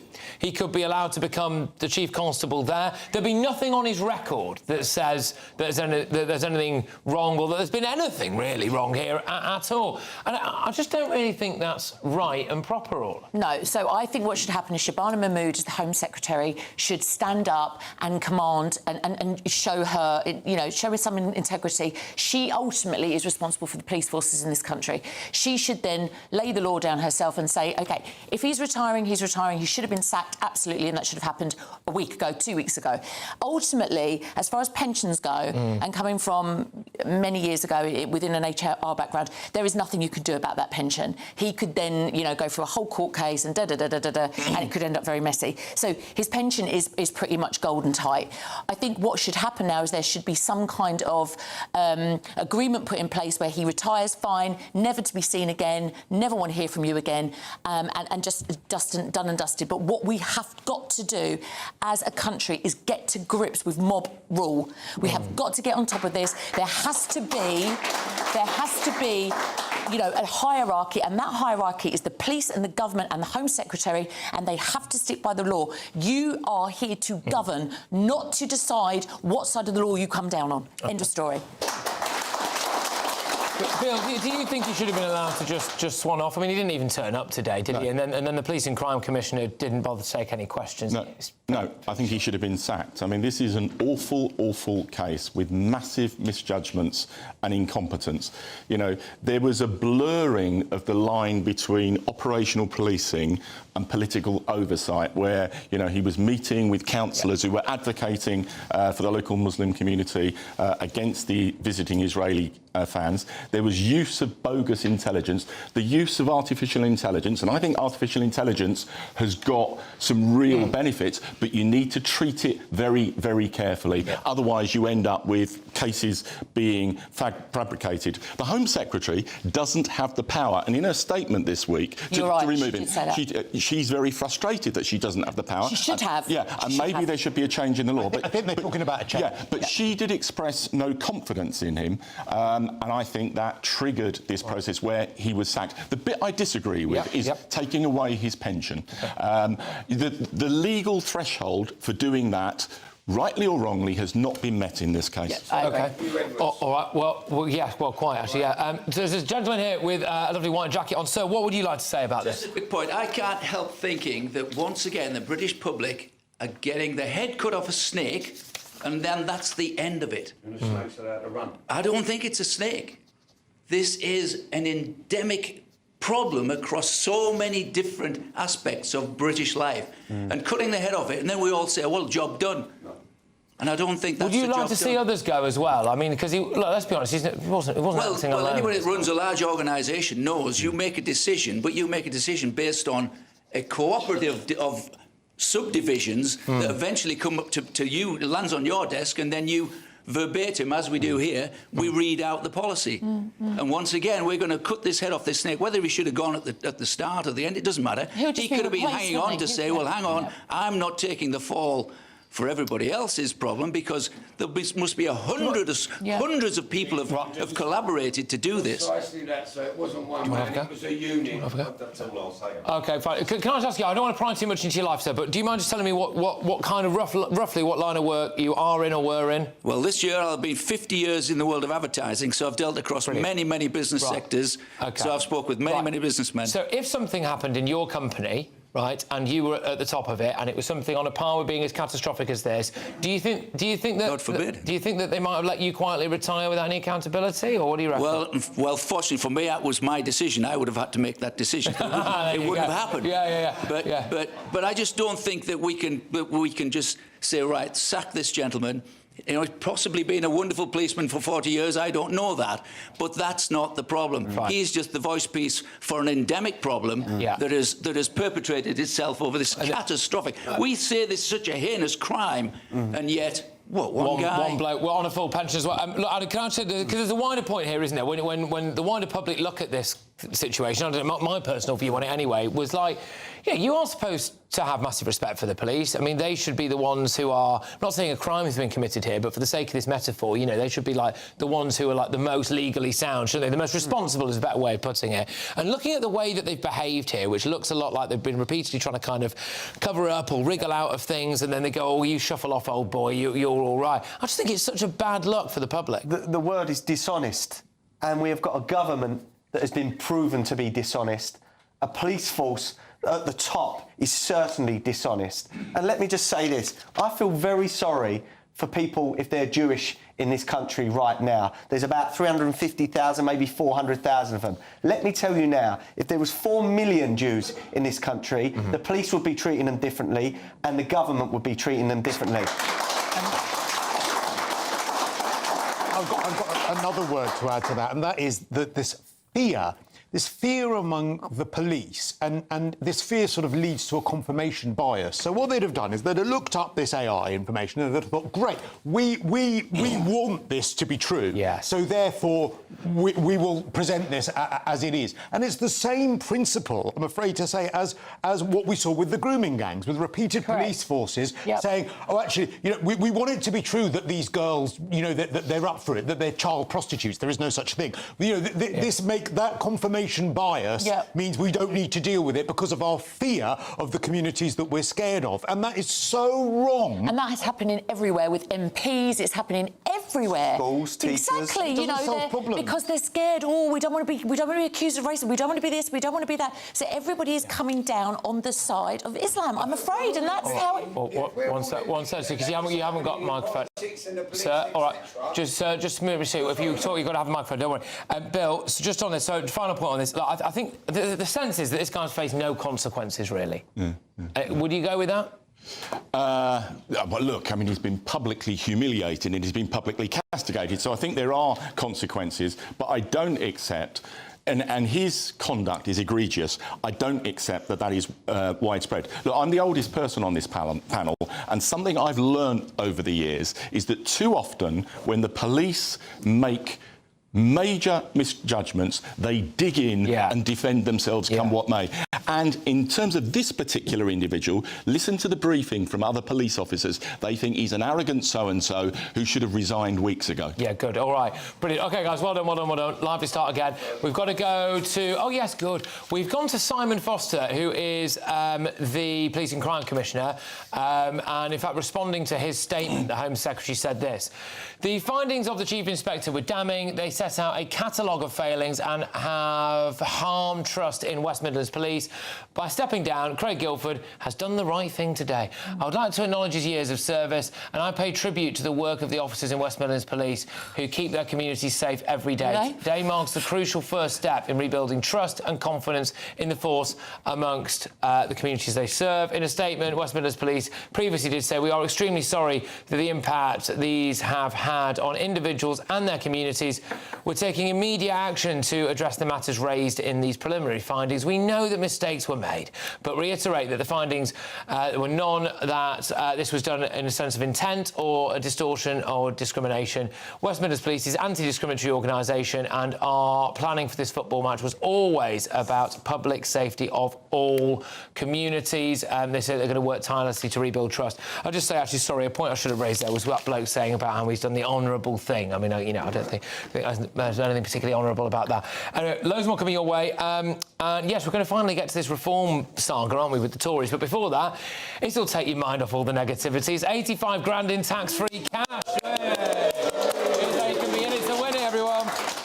There's only 2 weeks left to ensure you're in the draw to win our biggest cash prize so far. An incredible £85,000 in tax-free cash could be yours. Hi, I'm Jane from Manchester. I won £54,321 with the Great British Giveaway. It is real, and it does happen to everyday people like myself. And that one text has just made my life 100% better. But you have to hurry, as lines close on Friday the 30th of January. For another chance to win £85,000 cash, text cash to 63225. One entry costs £2.50 plus one standard network rate message. Or text bonus to 63225. 5 entries cost £5 plus one standard network rate message. Go to gbnews.com/win. Entries start at £2.50. Call 0903 686 3232. Calls cost £2.50 plus your network access charge. Or post your name and number to GB18 PO Box 8690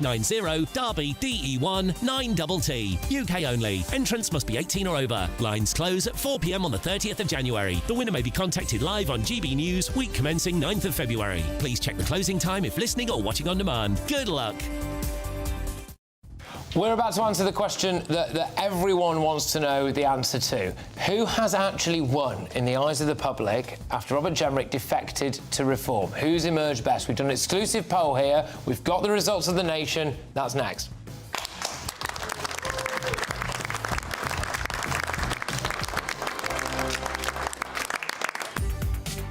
From the school run to the home run, watch a new show for all of Britain. He can say whatever he wants. A straight-talking show where all voices are heard. And, you know, when are we going to stop talking about smashing the gangs and actually do it? With the stories that matter from every part of our country. There's a bit of a crash landing there for your Chancellor. Bold, fearless and standing up for you. That's me, Martin Daubney, 3 p.m. till 6 p.m, weekdays, here only on GB News. The People's Channel, Britain's news channel. This is GB News, Britain's news channel. So it comes down to money, doesn't it? Always follow the money, follow the money. And, you know, big tech is a big business. It is a very, very powerful industry. And it's pulled a blinder because it has convinced government and schools, teaching unions, you know, the individual local authorities that are responsible for procurement. It has convinced everyone that tech is either not harmful in the case perhaps of social media and smartphones, or actually beneficial. And it's a lie. I mean, it's a complete lie. The evidence is there. It is harmful. There are plenty of examples in society where there are things that we know that are harmful to children, or that they may come with risks and benefits associated with them. Let's say contact sports, for example. Let's say giving them junk food. But we still give parents the right to make that decision because we believe in the rights of parental responsibility over state intervention in those areas. What makes those areas different to the risks and benefits associated with digital use for kids? Yeah, I mean, look, absolutely. And I, as you know, as Rennie knows, I'm about as libertarian as one gets, certainly for adults. I do think when you know, the intersection of individual choice and freedom with child welfare and child safety is rather different. And I think there are many examples of areas where a problem is too big for individual parents to solve. I mean, you've mentioned contact sports, and I think that's a really good example because, of course, there we all have the choice as parents whether our children should or shouldn't engage in contact sports. But phones are rather different. I mean, certainly smartphones, and I think that, you know, you do have a distinction with phones versus edtech. It is literally mandated by schools, and there is no legal right for parents to opt out. So there is no choice. GB News, the People's Channel. Westminster's full of talk, but out here, it's the real world. Am I allowed to talk now? No, that's it. This is where it matters, real people and real lives. That's what politics is all about. The fact has Trump made a good start? No. Straight answers, no spin, and just a couple of pints. How many fingers have I got up? About 10. So join me for Lee Anderson's Real World every Friday at 7 p.m, only on GB News. The People's Channel, Britain's news channel.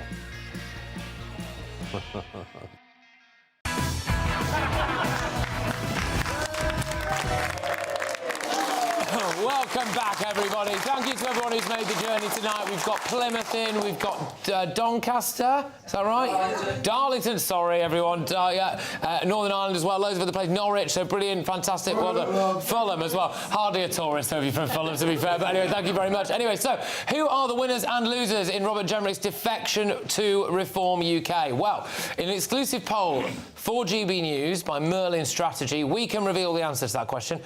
So Nigel Farage emerged stronger than Kemi Badenoch in the eyes of the public, and the switch has made voters more likely to vote Reform, with twice as many voters claiming defections from the Tories improves their view of Reform.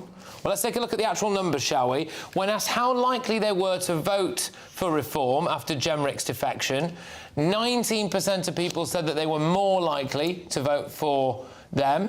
Nigel Farage's party, to vote for Nigel Farage's party compared to 14% who said they were less likely, so it's kind of a net return for Nigel there. When asked if Kemi Badenoch's sacking of Robert Jenrick has made her stronger, she did emerge relatively well, I suppose. 30% said yes, 30% said no, 40% were neutral, so she's kind of no worse off, really. And then when asked who had actually come out stronger from the defection of Robert Jenrick, 38% said Nigel Farage, 31% said Kemi Badenoch, 31% were unsure.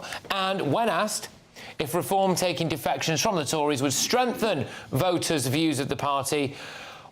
1 in 3, which is 33%, said yes. 17% said it makes them worse. 51% were unsure. We've got a little test for you here as well. We asked the public who is the most famous face when they were asked if they could identify the following politicians. So we've got Nigel Farage, Kemi Badenoch, Robert Jenrick and Nadhim Zahawi.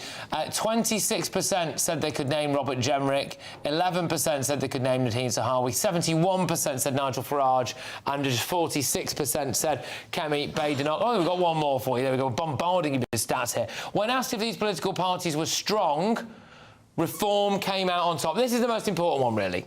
Which party is the strongest? 48% said Reform. So there you go. And Labour was the worst, with 45% saying that they were weak. So there you go. So really, for all of the chatter, the results are in, and basically it is that out of all of that chaos, Reform does emerge better, the best out of all of those people. So again, just a show of hands here, who was in favour of Robert Jenrick switching to Reform in the audience? No, and there are some people who are not. How many people were not in favour of it? How many people who think, yeah, we've one bloke on the front row? It'd be good to hear from you, sir, if you get a chance. Can we get the microphone to you? Yeah, he's gone for it. Let's get the microphone. Right, OK. All you are Reform. Go on. Why is this a good thing? Why is it a good thing to have Robert Jenrick? OK, I have to be very careful here. I've got two ways of looking at this. OK. And I'm going to be honest, and I have been honest about this.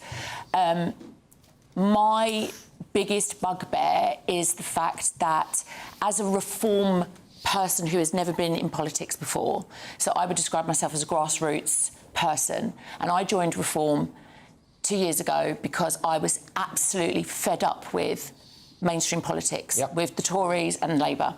And obviously the Tories before that, and then obviously Labour, and subsequently the disaster that they've been. So for me, it was about joining a political party that was different, that wanted change, that wanted to change the landscape of politics.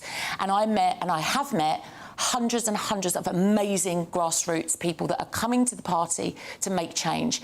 What I see is an influx of MPs from Tory, which doesn't necessarily sit well with me in some cases, because I think, how can you make change and transform politics with the same people that destroyed the country in the first place? That's just my view on this, and I've been and I think I'm entitled to that. You absolutely are entitled to that. As far as Jenrick's concerned, he was the catalyst and the instigator of the hotels and the mass opening of hotels across this country, which is what I spend my life against and protesting against, because they have been absolutely catastrophic and a disaster and ruining communities up and down this country, and that's just how I feel about it. OK. Good point, well made. Sarah on the front row with this wonderful floral shirt. Fantastic. What would you like to say about this? Well, I pretty much mirror that. I would think that, you know, Reform has to be very careful to not take on too many Tories for becoming the Tories, essentially. And Robert Jenrick is a very ambitious young man, and Nigel Farage better watch out. OK. Go on. I mean, what a coincidence that when Kemi Badenoch wasn't doing particularly well, especially before her conference speech and especially before the budget response, Robert Jenrick was quite happy to stay in the Conservative Party when it looked like he might be able to edge himself into being leader. Then as soon as Kemi Badenoch gave that blistering budget response and that barnstorming conference speech, suddenly now his conscience means that he can't stay in the Conservative Party. I cannot understand why Reform would want these... Well, the public back it. Well, I think they're wrong, and I think that they... Christo's gone to war with the British public. I've gone to war with the British public. They're wrong. I don't think by the way, I think that I really admire your honesty on that, by the way, because I just think you cannot sell yourself as the party of change and that 14 years of the Conservatives broke Britain and then take the people that you claim broke Britain. Nigel Farage, a couple of weeks ago, was sending out tweets saying how terrible Jenrick was. And we're supposed to believe that Robert Jenrick, who was literally giving speeches a few days ago about how he'd never go to Reform, has suddenly, you know, found a conscience. It's nonsense. It's everything wrong with politics. Before we go to the lady at the back, I think I've got a question. Adam, you are in favour of this? Look, you need... Reform will need hundreds of MPs for the next election. At the end of the day, you need some sort of experience in Parliament. Otherwise, it could be a disaster from the off. Now, Nadhim Zahawi, I was not in favour, and I made my feelings clear on that. But I believe Robert Jenrick, after speaking to him several times on immigration, he's said to me, and he said on the TV, that he's ashamed at how the Conservatives acted on immigration. And I believed him. He's a social media star. And I believe the next election could be won online. It could be won and lost online. I think he's an asset. So I'll say that again. Nadhim Zahawi, no. Robert Jenrick is a good substitute in from Reform. Sorry. There's a lady at the back who wants to make a point. Hello, how are you? Hello. Go on, what would you like to say? So basically, the polls today, 38 in favour. There's 31 that's unsure, though. That's not a lot of difference between... It's like a third for each section, basically. And Nigel basically infamously said, never trust a Tory. And if the floodgates are being open until the 7th of May, like he said, how is he going to convince everyone that's actually sort of entrusted him into the party that it's not that it's not going to be the 2.0 of the Conservatives? Because I think it's going to let people down, basically, that's actually entrusted the Reform Party. I do know that I would imagine that there's a good chance that Nigel, although it is this time on a Friday night, but he might watch it on catch-up when he gets in. But, that would be me out then. But I think it's interesting that, you know, people both in the Tories and Reform will probably be watching this show now. And it's interesting to get a view of people. We've had that polling data. If I was Nigel Reform, I'd be looking at it and thinking, well, the polling data there would indicate that basically in what was a pretty chaotic situation, ultimately we have emerged the best out of no one really emerging, covering themselves in glory. But there you go. Bill, your views on this, because you know that polling data there would suggest that actually, for all of Labour's talk about Tory 2.0, it's all the failed Tories, and there is a good chunk of the public that back it. A bit like Christoph, I'm genuinely sceptical about the poll. But look, I'm biased, but my honest view is that Robert Jenrick is a dishonest charlatan. And let me explain what I mean by that. This is a guy who was what was called a Cameronista, a socially liberal Conservative. When he first became a Conservative MP, supported David Cameron, he not only supported the opening of hotels to house migrants, he celebrated the fact that as Immigration Minister that he'd opened so many. And now he's gone to Reform.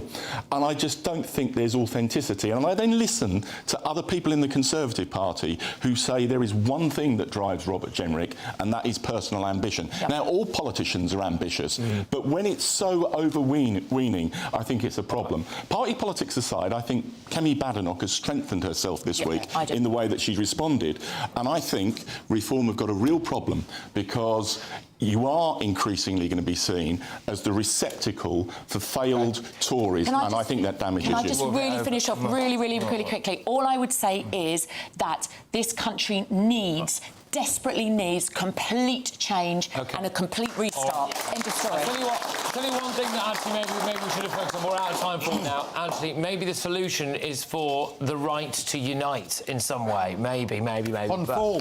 Conform. Anyway, right. Up next. Angela Rayner has gone and got herself a second job, despite previously calling out other MPs for doing the exact same thing. Do you think she might be a little bit of a hypocrite here? That's next.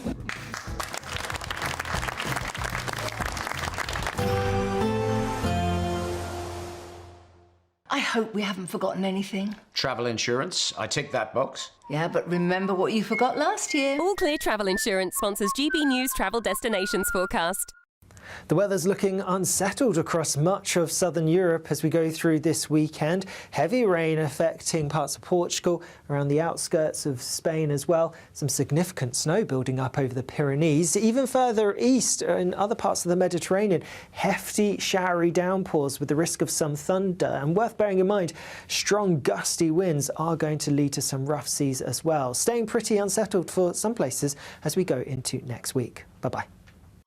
All Clear Travel Insurance sponsors GBNews Travel Destinations Forecast.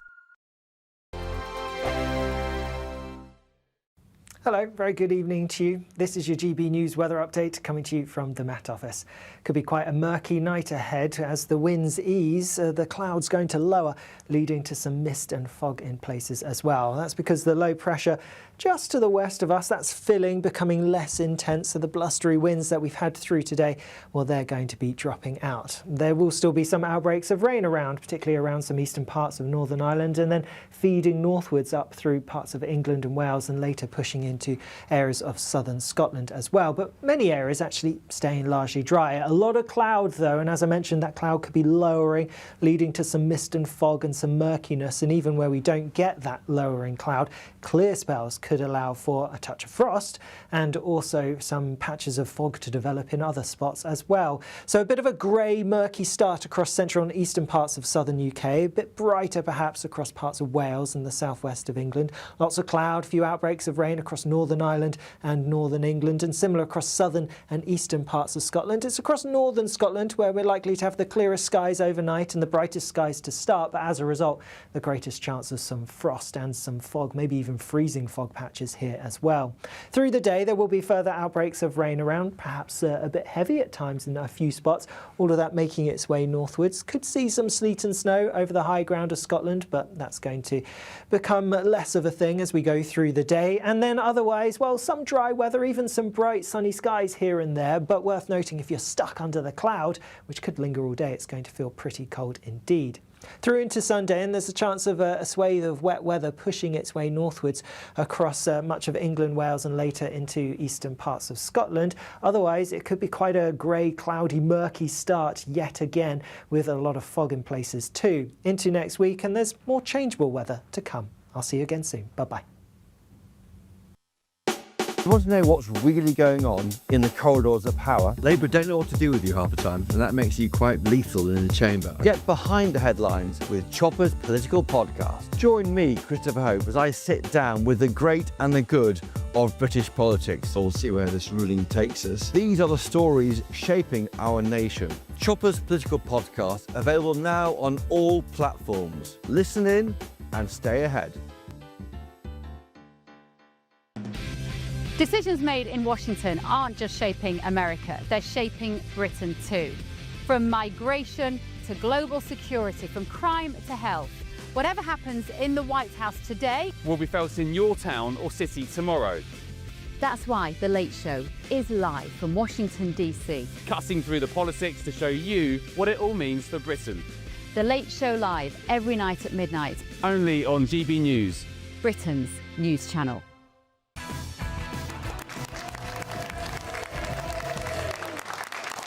OK, thank you very much. Angela Rayner has been called out for taking a second job, despite previously criticising MPs who'd done exactly the same thing. The former Deputy Prime Minister resigned in September last year and has recently taken on a job apparently giving after-dinner speeches. Oh, good. Is anyone here going to be paying? Someone's yawning on the front row already at the idea of Angela Rayner giving after-dinner speeches. I pay her not to. We're going to pay her not to, right, OK. Angela Rayner is set to receive tens of thousands of pounds a year to give corporate addresses. It's not very socialist, that, is it, getting into bed with the big corporates? And talk about leadership under pressure, apparently. But interestingly, in 2023, Rayner reacted on X to a video of Tory MPs talking about their earnings from second jobs. She said, are you ready for this? This is beyond shameful. Being an MP isn't a second job, it's the job. Labour will put an end to this racket. Well, what's changed, Ange? That's what I want to know. What's changed? Does this make her a hypocrite? Yes. Christy's shaking your head. I'm just so sick of these people. I'm sick of Robert Jenrick, who changes his opinions as often as he does his underwear. I'm sick of Angela Rayner, who sends these tweets saying how terrible it is, and then we're all supposed to just, smile and forget about it. Don't they understand? Don't these people understand the way in which they are eroding trust in politics? And on the subject of her, thank you, I'll applaud that too. But also, the subject of her having a second job, well, she wasn't that good at her first job. Well, correct. I mean, and another one, David Lammy, £100,000 on LBC. I mean, who listens to that? I do not know. God, they don't do it while you're driving. Right. Oh. I mean, it's just, I don't get it. I mean, after dinner speaker, more like bring up my dinner speaker. Yeah. Pepto-Bismol all round. Patrick, these Labour MPs and politicians are everything they accused the Tories of being. Since they've come into power, the lies, the dishonesty, the hypocrisy is off the scale, and they do not seem to care. She knows she said that. She knows she called it a racket. You would turn the job down if you had any integrity as a politician. That's the problem. There is no integrity. She doesn't. No shame at all. And that is the scary thing about this government. They do not care what you and me think of them. They've got another 2 or 3 years and they know it. And they're going to do as much damage, earn as much money as they can, and then swan off into the sunset. All right.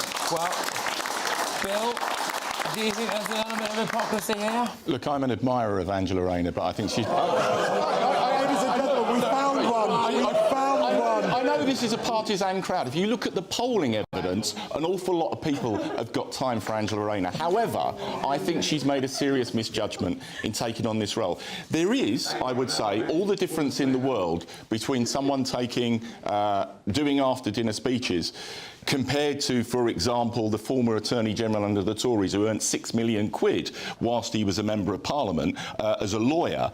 However, you know, once you start blurring at the edges, which I think by taking on this role Angela has done, I think it's a slippery slope. The other thing I would say is hardline statements like the tweet she gave in opposition come back to haunt you. Yeah, exactly that. And there's lots of them. This is the thing Labour put out, and it would call for everyone to resign, for everything, all the time. If you accidentally sneeze without covering your nose, you should resign. Trump, all of that stuff, you know. Calling the Tories, what was it? Was it Banana Republic, scum, all of that, you know. What accent was that? Scum. Manchester. Angela Rayner. Yeah, scum. Scum. But anyway, yeah, well, I don't know. Think of all the stamp duties you can pay for now, then, with all of those thousands of pounds and all the houses you could buy. What it is, it's rules for thee, but not for me. And that just sums her up to a T. Yeah. When you just said that, I was expecting vegetables and fruit to come flying. I was like... It's also, Bill, just final point on this, Bill. I mean, the other aspect of hypocrisy is who, you know, these big corporations, very often it's banks and it's big groups that do these after-dinner speeches, isn't it? You know, these are the people that Angela Rayner has spent her life supposedly opposing, and now she's going to go on then. If you pay me to speak, I'll do it. If you pay me to speak, I don't think that's fair. You know, the Labour Party, when it has been successful, has tried to reach out to businesses. However, I passionately believe, and you know, for 13 years I was a Member of Parliament, and it was my main overriding job, and nothing else came into conflict with it. And I think you should have one job, and it's being a Member of Parliament. All right, OK. Well, yeah, it'll be interesting to see. I would like to see the National Farmers Union hire her to be a speaker and just make her stand there while they were very honest about how they feel. So there we go. Now, after the break, it's a lot of people's favourite bit of the show. It is Greatest Britain Union Jackass, and we are going to get a very special member of the audience to judge this week's one, I think. So when we come back, Greatest Britain Union Jackass time.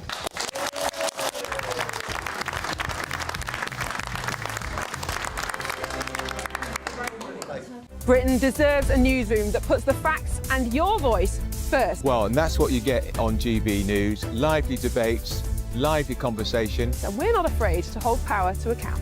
And each other. So join me, Andrew Pierce. And me, Miriam Gates, for Britain's Newsroom, weekdays from 9:30 on GB News. Martin Daubney, weekdays from 3 p.m. That you finally got your MBE. Well done, sir. Absolutely, and thank you very much indeed. Yeah, I'm so honoured, you know, to get it. I could not believe it when I got the letter saying, you know, they were going to honour me with it. I can't wait to go and collect it now. And Paul, no doubt when you go and meet His Majesty, you might have some kind of funny quip to say to him. What are you going to say? To me, to your Majesty? Well, I might say, not from you to me, hopefully. It depends who it is, doesn't it, as well? You know, I might be stum. Sometimes I can't say things much, you know, but who knows?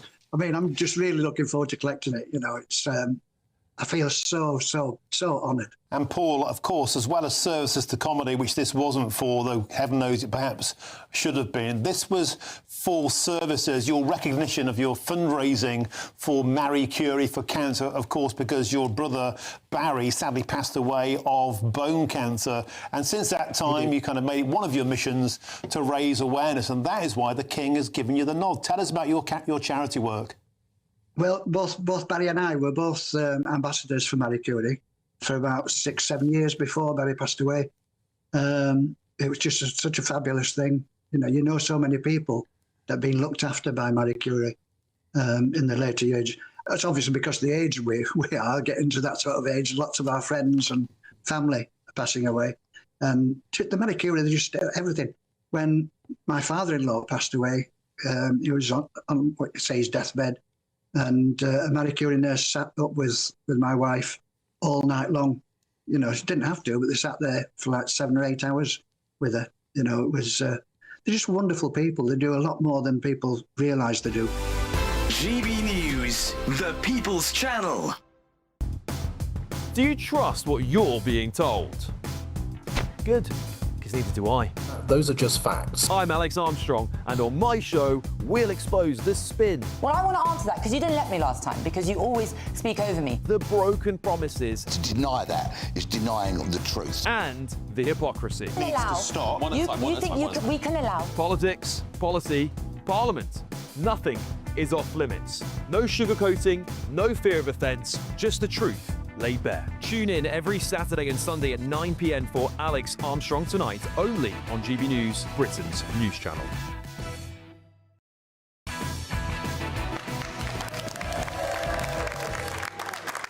Well, a massive thank you to everyone who's turned up tonight. I hope you had as much fun as we have. Let's round off the week with Greatest Britain Union Jackass, starting with Greatest Britain. Christo. Another great week for Kemi Badenoch. I think the way in which she decisively sacked Jenrick for plotting against her was great for her. So she is my Greatest Britain. OK, all right. And then we've got, I think it's Adam next. Yeah, mine is the Darlington nurses who fought back against the warped trans agenda. If you're born a man, stay out of our women and our girls' spaces. Yes. Yeah. All right. Thank you. Well, there we go. All right. So now we have got Bill. Who's your Greatest Britain? Honorary Greatest Britain, the incredibly brave Iranian protesters who are fighting for their lives. I received a credible report tonight that the Iranians are using chemical gases against the protesters, and their heroism is beyond doubt, and I really hope they manage to overthrow the regime. For me is Sarah Harding, who was the beautiful member of Girls Aloud, which is random, I know, but she died at 39 of breast cancer, and which was very tragic. And she has her money and her legacy has set up a charity with Christys cancer research in Manchester, and they have found a way of tracing cancer in young women between 35 and 50, and they reckon they're going to save maybe 10,000 women a year, which is amazing. Brilliant. Fantastic. Well, now, we have got a lovely special guest in. It's Irene, who's come from Northern Ireland. So whereabouts in Northern Ireland are you from?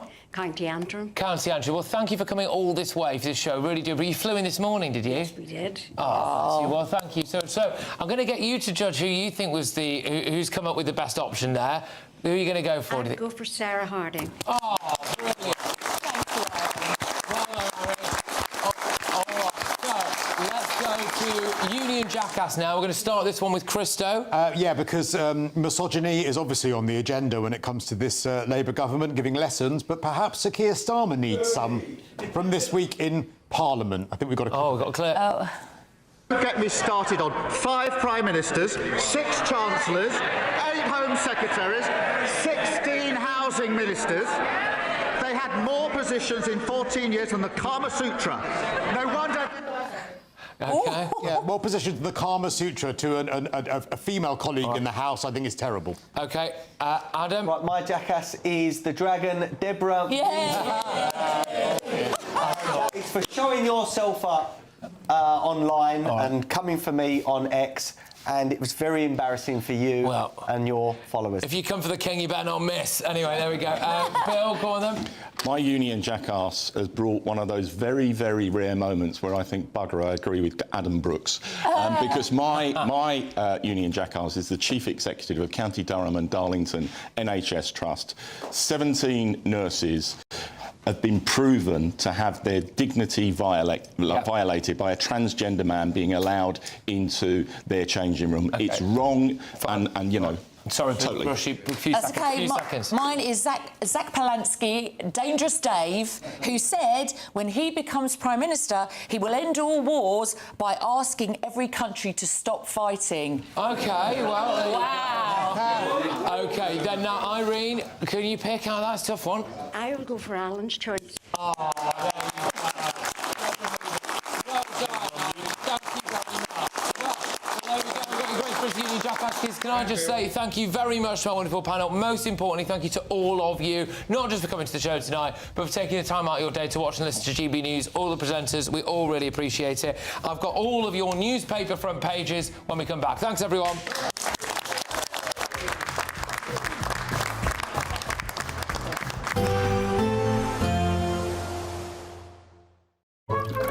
Warm and cosy, with a chance of zero visibility. Boxed Boiler sponsors the weather on GB News. Hello, very good evening to you. This is your GB News weather update coming to you from the Met Office.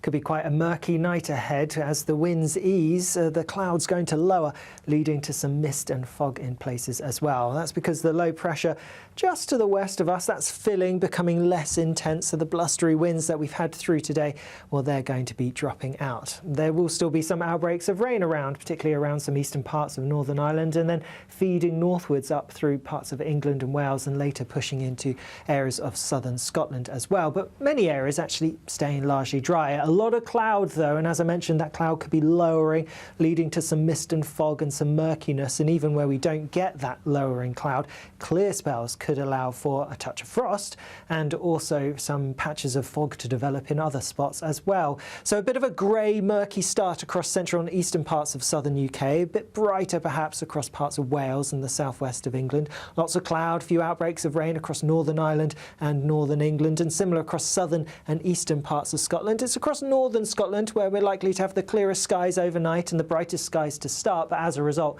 the greatest chance of some frost and some fog, maybe even freezing fog patches here as well.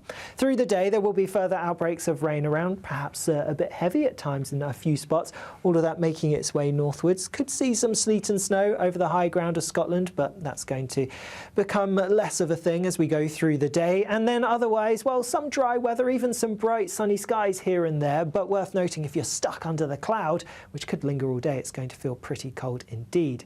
Through into Sunday, and there's a chance of a swathe of wet weather pushing its way northwards across much of England, Wales and later into eastern parts of Scotland. Otherwise, it could be quite a grey, cloudy, murky start yet again, with a lot of fog in places too. Into next week, and there's more changeable weather to come. I'll see you again soon. Bye-bye. Warm and cosy, with a chance of zero visibility. Boxed Boiler sponsors the weather on GB News.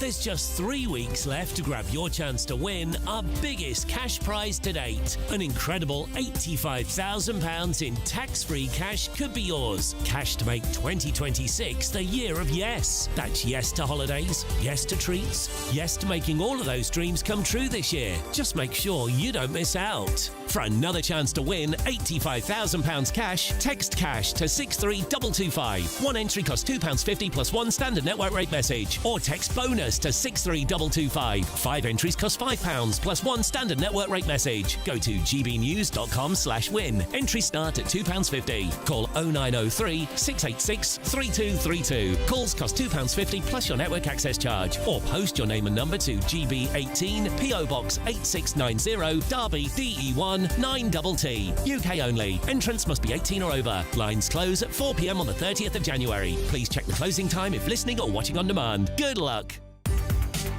From the school run to the home run, watch a new show for all of Britain. So he can say whatever he wants. A straight-talking show where all voices are heard. And, you know, when are we going to stop talking about smashing the gangs and actually do it? With the stories that matter from every part of our country. There's a bit of a crash landing there for your Chancellor. Bold, fearless and standing up for you. That's me, Martin Daubney, 3 p.m. till 6 p.m, weekdays, here only on GB News, the People's Channel, Britain's news channel. In the GB Newsroom, we bring you the news as it happens. With our team of dedicated journalists across the UK, we're ready to keep you up to date with what's happening every half an hour, every single day. Bulletins here on GB News, the People's Channel, Britain's news channel. Westminster's full of talk, but out here, it's the real world. Am I allowed to talk now? No, that's it. This is where it matters, real people and real lives. That's what politics is all about.